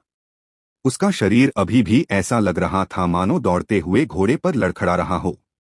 उसकी आंखों के कोनों में स्वतः ही आंसू आ गए। हर्क। नग। उबकाई के बीच में लुइसेन को हंसी सुनाई देने लगी। हा हा हा हा हा। तुम हंस रहे हो? क्या मैं अभी मजाकिया हूं? जंगल से तुमने ये कैसा बेवकूफ जीव उठाया है? क्या तुम शिकार करने गए थे? क्या आज रात उसे खा जाओगे? वह चीज इतनी पतली है, मुझे यकीन है कि इसका स्वाद अच्छा नहीं होगा। जो लोग बात कर रहे थे वे बहुत असभ्य थे और उनमें कोई शिष्टाचार नहीं था, मानो वे गुंडों का झुंड हों। क्या मुझे डाकुओं ने घसीट कर ले जाया? लुइसेन ने चक्कर खाते हुए अपने सिर को पकड़ा और आंखें ऊपर उठाईं। एक अस्थायी शिविर की पृष्ठभूमि में उसने कई आदमियों को देखा। सभी ने कवच और हथियार पहने हुए थे। वे भाड़े के सैनिकों के लिए इतने अच्छे कपड़े पहने हुए थे, लेकिन असली शूरवीर या सैनिक होने के लिए इतने लापरवाह भी थे। उनके सिरों के ऊपर एक शेर की कढ़ाई वाला झंडा जोर जोर से लहरा रहा था। नीला शेर शाही परिवार का प्रतीक था और राजा का भी।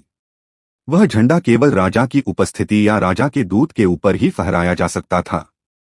शेर राजा की इच्छा का पर्याय था, हालांकि अब राजा के बजाय यह प्रथम राजकुमार का प्रतीक था।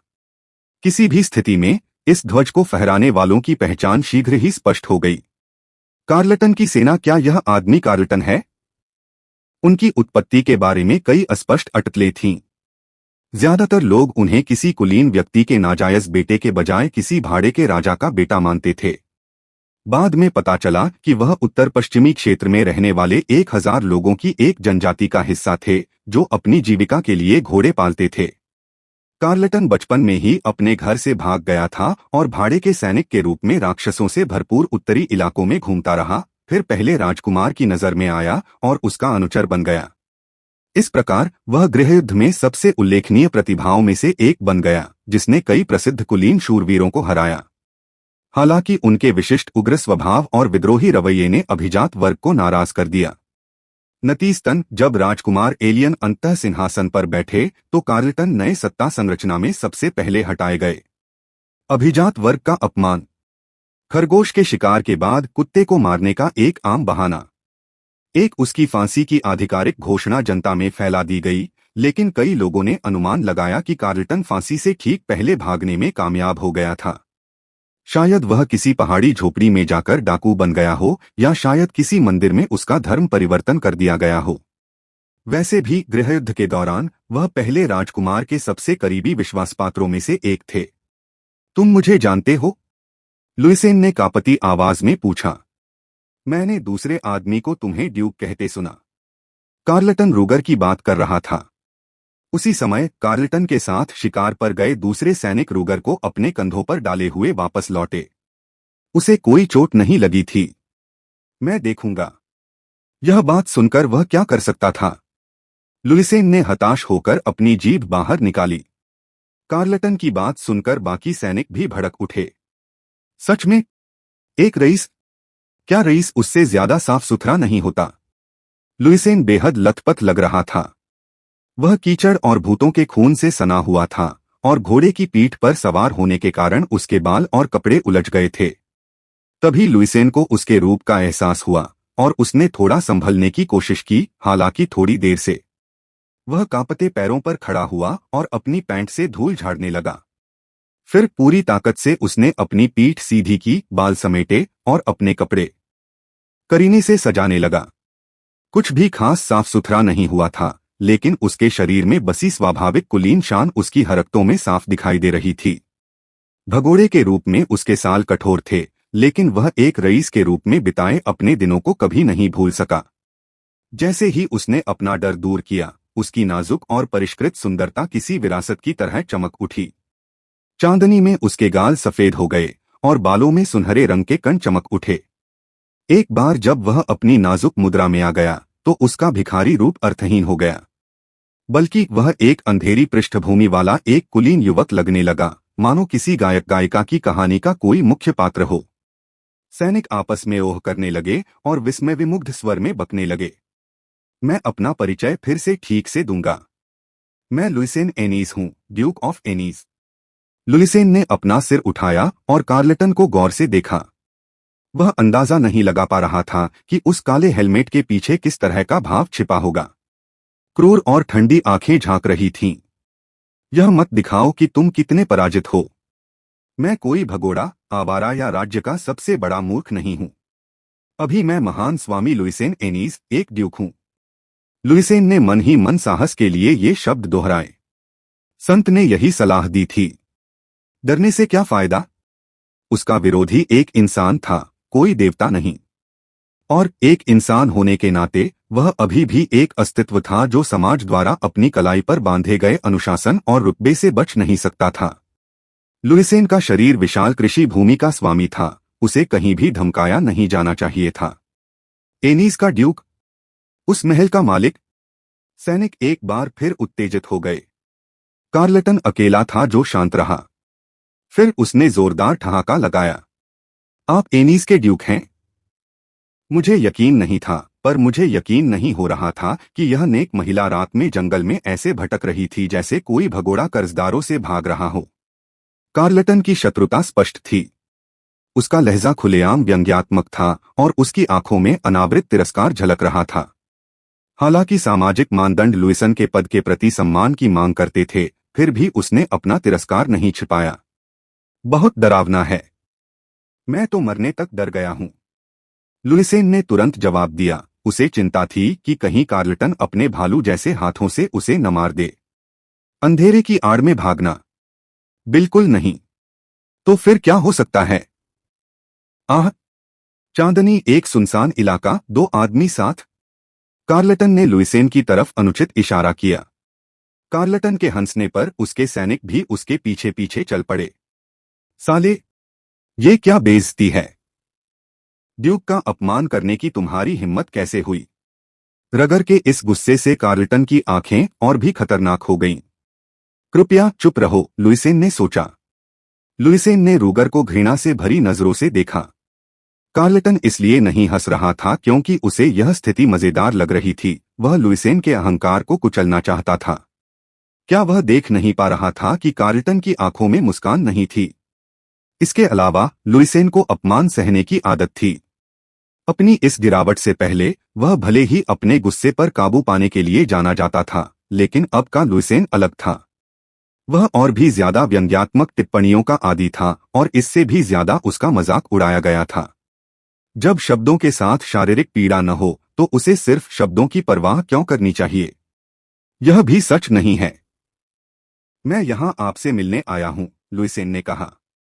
मुझे मुझे उम्मीद नहीं थी कि मैं जंगल में तुमसे इस तरह मिलूंगा। लेकिन खैर, लगता है मैं सही जगह पर पहुंच गया हूं। कार्लटन को शक हुआ। उसे लगा कि लुइसन भागने की कोशिश में फंसकर बहाने बना रहा है। यह ठीक है, यह सब ठीक है, लुइसेन ने खुद को तसल्ली दी और वह सफेद झंडा निकाला जो वह चुपके से लाया था। झंडे पर सुनहरे गेहूं की कढ़ाई थी, जो एनिस डची का प्रतीक है। वह कार्लटन के सामने दोनों घुटनों के बल बैठ गया और झंडा अपने सिर के ऊपर उठा लिया। यह एक राजा के प्रति निष्ठा की शपथ लेने जैसा था। हालांकि लुइसेन के लिए एक साधारण अनुचर के सामने घुटने टेकना अपमानजनक होता, कार्लटन नाजायज राजकुमार के एजेंट से कहीं बढ़कर था। उसका भविष्य और उसकी संपत्ति दांव पर थी। जब लुइसेन घुटने टेके तो सारी बातचीत गायब हो गई। सन्नाटे में सिर्फ टिड्डों की आवाजें सुनाई दे रही थीं। मैं लुइसेन एनीस, रॉबर्ट और टीना एनीस का पुत्र और गोल्डन हिल्स का ड्यूक, नीले शेर और राजकुमार के प्रतिनिधि के सामने घुटने टेकता हूं और दया की याचना करता हूं। इस बार टिड्डे भी चौंककर चुप हो गए। बैरक का हर एक हैरान सदस्य लुइसेन और कार्लटन को घूर रहा था।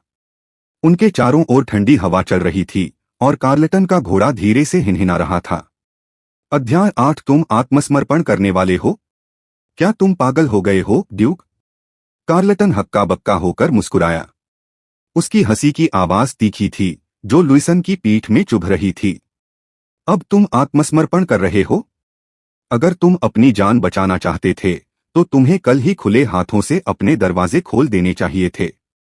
खुले में हमें बहुत मुश्किल हो रही है क्योंकि तुम इस लड़ाई को लंबा खींच रहे हो। अब तक तो ऐसा लग रहा है कि तुम दूसरों से यही उम्मीद कर रहे हो कि तुम्हारे नाम के बल पर वे पेट के बल लौट जाएं। कार्लटन ने लुइसेन के कंधे के पिछले हिस्से पर जोर से थप्पड़ मारा, जिससे उसका शरीर लड़खड़ा गया। बदकिस्मती से मैं इतना दयालु इंसान नहीं हूं। अगर आपने युद्ध शुरू किया है तो आपको उसकी जिम्मेदारी लेनी होगी, महाराज। कार्लटन ने धीरे धीरे अपनी तलवार म्यान से बाहर निकालनी शुरू की। हवा में एक खोखली आवाज गूंजी और उसने अपनी तलवार की नोक लुइसन की नाक तक पहुंचा दी। मैं पहले तुम्हें मार डालूंगा और फिर तुम्हारे देश में तहस-नहस कर दूंगा। मुझे नहीं पता कि शांति से कैसे निपटा जाए। जो मुझसे लड़ेंगे उन्हें अंत तक पीटा जाना चाहिए, खासकर तुम जैसे रईस को। यह पागल कमीना। लुइसेन पर भय हावी होने लगा था। शूरवीर की आंखों में क्रोध साफ झलक रहा था, उसके किसी भी शब्द में कोई झिझक नहीं थी। कसाई और वध करने वाला, उसके उपनाम कोई अतिशयोक्ति नहीं थे। वह एक ऐसा व्यक्ति था जिसे कुलीन लोगों को मारने में कोई झिझक नहीं होती थी। नहीं, बल्कि कार्लटन इस स्थिति का आनंद ले रहा था। भटकते हुए लुइसेन कई ऐसे लोगों से मिला था जो कुलीन वर्ग से नफरत करते थे। हालांकि उन लोगों और कार्लटन में फर्क यह था कि आम आदमी कुलीन वर्ग की सत्ता से डरता था, हालांकि कार्लटन को वह डर नहीं था। अगर यह जारी रहा तो मैं सचमुच मर जाऊंगा। लुइसेन की पीठ ठंडे पसीने से भीग गई। उसे कुछ सोचना था, उसे कुछ कहना था। नहीं, कुछ भी नहीं। उसे कार्लटन को बेचैन करने और उसके गुस्से को दबाने के लिए कुछ कहना था। लुइसेन इस स्थिति के लिए पहले से ही तैयार था। वह जिंदगी का दूसरा चमत्कारी मौका गंवाना नहीं चाहता था, इसलिए वह सोच रहा था कि कार्लटन से अपनी जान बख्शने की सबसे अच्छी विनती कैसे करे। जंगल की सड़क पर चलते हुए वह सोचता रहा, बार बार सोचता रहा, अपने शब्दों को दोहराता रहा। हालांकि कार्लटन जितना पागल था उसकी कल्पना भी नहीं की जा सकती थी, और वह भी बेहद बेढंगा। चाहे वे अभी दुश्मन ही क्यों न हो, विरोधी सरदार के साथ विनम्रता से पेश आना चाहिए था, न कि इंसानी सामान की तरह। और अगर दुश्मन सरदार ने आत्मसमर्पण कर दिया हो तो ध्यान से सुनना चाहिए। लेकिन कार्लटन ने तुरंत अपनी तलवार निकाल ली। कार्लटन की तलवार चलने लगी। सोचो, अपने आप पर काबू पाओ लुइसेन एनीस। सोचो। उसने खुद को शब्दों से कोसा। हालांकि उसका दिमाग खाली हो गया था और वह सिर्फ एक ही वाक्य बोल पाया, अगर मैं मर जाऊंगा तो तुम भी मर जाओगे। आह, यह क्या है? मैं बर्बाद हो गया। ये तो संघर्ष को भड़काने वाले शब्द थे, है ना? क्या? कार्लटन का चेहरा और भी डरावना हो गया। लुइसेन को एक बार हिचकी आई। क्या तुमने वह सब कह दिया जो तुम कहना चाहते थे? कार्लटन ने आगे कहा, कितने शानदार अंतिम शब्द। नहीं नहीं, हालांकि शब्द वही थे जो वह कहना चाहता था। कुल मिलाकर अर्थ तो समझ आ गया, लेकिन कार्लटन के गुस्से को शांत करने के लिए लुइसन ने जो शांतिदायक शब्द सोच समझकर चुने थे वे सब गायब हो गए। अब क्यों? मैं अपनी व्याख्या में संयम बरतना चाहता था। उसे अपनी बात तुरंत सुधारने की जरूरत महसूस हुई। कार्लटन कुछ और कह पाता उससे पहले ही लुइसेन ने जल्दी से अपनी बात जारी रख दी। मुझे मारने के बाद तुम क्या करोगे? क्या तुम पहले राजकुमार या बाकी सरदारों के क्रोध को झेल पाओगे? मैं क्या करूंगा? पहला राजकुमार अपनी इच्छा पूरी करने के लिए मेरी प्रशंसा करेगा और मुझे इनाम देगा, कार्लटन ने कहा। तुम्हें लगता है कि दूसरे कुलीन लोग तुम्हें ऐसा करने देंगे? यह शरीर अभी भी उल्लेखनीय महान सामंतों में से एक है। मेरे जागीरदार शांत नहीं रहेंगे। क्या आप अब भी मानते हैं कि कोई आपके पक्ष में है? नहीं, शायद कोई भी कुलीन परिवार मदद करने को तैयार नहीं है। यह एक कड़वी सच्चाई थी जिसे उसने शारीरिक रूप से अनुभव किया था। भले ही वे नाम के लिए एनी के जागीरदार थे, लेकिन राजकुमार के सिंहासन के संघर्ष और गृहयुद्ध के कारण उनका समर्थन आधार बहुत पहले ही बंट चुका था और दिवालिया हो चुका था। उसके आधे अनुचर पहले राजकुमार के पक्ष में चले गए थे, जबकि जो अभी भी दूसरे राजकुमार का समर्थन कर रहे थे वे अपनी राजनीतिक और सैन्य शक्ति खो चुके थे और लुइसेन की मदद करने में असमर्थ थे। मेरे पक्ष में कोई नहीं है, लेकिन तुम्हारे भी कई दुश्मन हैं। अगर तुम मुझे मार दोगे तो वे मेरी हत्या के बहाने तुम्हारा खून मांगेंगे। मुझे परवाह नहीं कि दूसरे रईस क्या कहते हैं। मैंने तो बस राजकुमार के आदेश का पालन किया। राजकुमार एलियन ने मुझे कभी किसी की हत्या के लिए सजा नहीं दी, चाहे वह कितना भी बड़ा रईस क्यों न हो। हाँ, लेकिन ये गृहयुद्ध जैसी परिस्थितियां हैं। गृहयुद्ध की शुरुआत में राजकुमार एलियन को शुरुआती हार के बाद एक उत्तरी किले में धकेल दिया गया। अपनी ताकत दिखाने और जीत की लय को जारी रखने के लिए राजकुमार ने राजकुमार पेरिस का समर्थन करने वाले कुलीनों को कड़ी सजा दी। कार्लटन की क्रूरता उसकी ताकत का एक बेहतरीन प्रदर्शन साबित हुई, इसलिए राजकुमार ने जानबूझकर कार्लटन के व्यवहार को नजरअंदाज कर दिया। अपने आप पर काबू पाओ। गृहयुद्ध खत्म हो गया है, लुइसेन ने कहा। कार्लटन झिझका। लुइसेन ने यह नहीं देखा कि कैसे उसकी आंखें उसके हेलमेट के छेदों से हल्की सी हिल रही थीं। उसे जरूर लगा होगा कि हालात तेजी से बदल रहे हैं। एक निम्नवर्गीय किसान के बेटे से राजकुमार के विश्वासपात्र तक तेजी से ऊंचे दर्जे तक पहुंचने के लिए उसके पास सिर्फ ताकत ही नहीं रही होगी। लुइसेन के लिए यह ज्यादा फायदेमंद होता अगर वह एक मूर्ख न होता जिसके पास सिर्फ ताकत होती। प्रथम राजकुमार जानता था कि एक बार जब वह राजा बन जाएगा तो कुलीन लोग उसके दुश्मन नहीं रहेंगे। वे उसके अधीन हो जाएंगे और अपनी वफादारी और धन संपत्ति उसके प्रति समर्पित कर देंगे। गृहयुद्ध समाप्त होते ही प्रथम राजकुमार अपनी दुनिया को अलग नजरिए से देखने लगा होगा। कल वे भले ही शत्रु पक्ष में खड़े एक कुलीन व्यक्ति रहे हों, लेकिन आज वे संभवतः करयोग्य संसाधन और सेवक होंगे। राजा का कोई भी अधीनस्थ कभी भी राजा के अधिकार का उल्लंघन करने का साहस नहीं कर पाएगा। यही बात कुलीन वर्ग पर भी लागू होती थी। भले ही वे अपनी जान की बाजी लगाकर लड़े, लेकिन अपनी कुलीन सत्ता बनाए रखने के लिए वे दुश्मन से हाथ मिलाने से भी नहीं हिचकिचाते थे। इस उद्देश्य से वे विवाह करते थे और राजनीतिक बंधकों का आदान प्रदान करते थे। यही शासक वर्ग का चिरस्थायी दर्शन था। अगर कार्लटन अपनी मर्जी से काम करता, चाहे उसकी हैसियत दुश्मन की हो या सहयोगी की, तो सभी कुलीन लोग उसे खत्म करने के लिए एकजुट हो जाते।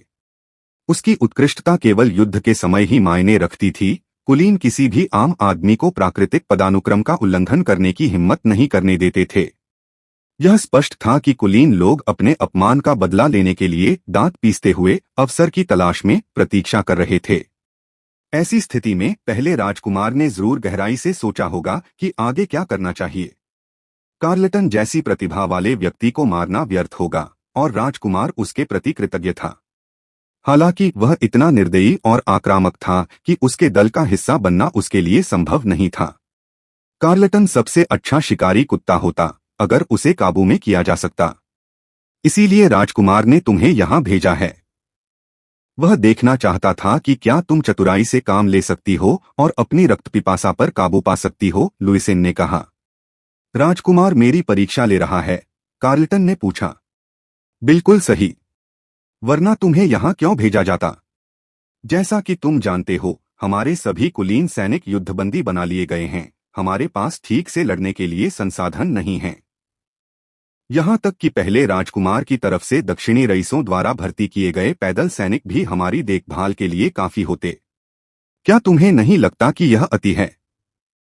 सीधे शब्दों में कहें तो यह एक परीक्षा है, यह जानने के लिए कि क्या आप एक शिकारी कुत्ता हैं जो यह पहचान सकता है कि क्या काटना उचित है, या आप एक पागल कुत्ता हैं जिसे मार डालना जरूरी है।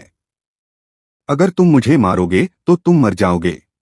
सब कुछ वैसा नहीं निकला जैसा उसने सोचा था, लेकिन लुइसेन ने अपनी सारी तैयारियां पूरी कर लीं। उसने मन ही मन आ भरी, क्या सब कुछ ठीक लग रहा है? हालांकि लुइसेन ने आत्मविश्वास से बात की मानो ये उसके अपने विशिष्ट शब्द हों, लेकिन ये विचार पूरी तरह उसके अपने नहीं थे। उसके निष्कर्ष उसके भटकते हुए भिक्षावृत्ति के दिनों और उसके संत की शिक्षाओं से प्राप्त ज्ञान के अंशों का सम्मिलित प्रयास थे। काश उसे अब जितनी समझ है उसकी आधी भी होती। शायद तब वह इतनी बदकिस्मती से न जीता। फिर भी लुइसेन स्वाभाविक रूप से बुद्धिमान नहीं था। ये वो सबक थे जो शायद वह भूल गया होता अगर उसकी परिस्थिति जीवन मरण की न होती। इसके अलावा यह युद्ध लुइसेन के लिए भी एक परीक्षा थी। प्रथम राजकुमार एक ऐसे दर्शन की इच्छा रखता था जिसमें ड्यूक ऑफ एनीज उसके अधिकार के आगे नतमस्तक हो जाए। वह यह देखना चाहता था कि क्या लुइसेन को अपने जीवन का मूल्य पता है, यह देखने के लिए कि क्या वह व्यवहार करना जानता है और क्या वह भावी राजा के प्रति वफादार रह सकता है या नहीं। प्रतिगमन से पहले कार्लटन और लुइसेन दोनों ही बुरी तरह असफल रहे। दोनों ने सबसे बुरा रास्ता चुना जो राजकुमार की कल्पना से भी परे था। युद्ध के चरमोत्कर्ष पर लुइसेन भाग गया और कार्लटन क्रोधित होकर उन्मत्त हो गया। उसने सभी का नरसंहार किया और पूरे देश को आग के हवाले कर दिया। प्रथम राजकुमार को शायद यह पता नहीं था कि हम इतने लापरवाह हो जाएंगे। परिणामस्वरूप राजकुमार एलियन को राजा बनते ही भयंकर अकाल का सामना करना पड़ा। खैर, लुइसेन ने वो सब कुछ कह दिया जो वो कहना चाहता था। कार्लटन की प्रतिक्रिया आम सी। वो बहुत गुस्से में और व्यंग्यात्मक हो गया। क्या कोई ऐसा व्यक्ति जो राजकुमार के इरादों को इतनी अच्छी तरह जानता हो, अपने महल की रक्षा के लिए साधारण किसानों को इकट्ठा करेगा? फसल के मौसम के बीच में लुइसेन ने अस्पष्ट स्वर में कहा, यह एक आंतरिक मामला है, यह पूरी तरह झूठ नहीं था। अगर वह कुछ अविश्वसनीय कहता, जैसे कि भविष्य से लौटने के बाद उसने अपना मन बदल लिया है, तो कार्लटन के भालू जैसे हाथों से उसका गला घोंट दिया जाता। हाँ, अंदरूनी हालात। क्या इससे आपकी अंतरात्मा को शांति मिलती है? क्या आपने सोचा था कि मैं बस कह दूंगा? अगर आप इतनी लंबी बात करते तो मैं समझ सकता हूं। मैं इतनी दूर से यहां आया हूं, मैं खाली हाथ नहीं लौट सकता। मैं कितनी देर से बोल रहा हूं? मैंने 2 बार समझाया है कि तुम्हारी जान क्यों चली जाएगी। उसकी बातें एक कान से सुनकर दूसरे कान से निकल जाती देखकर लुइसेन धीरे धीरे निराश होने लगा।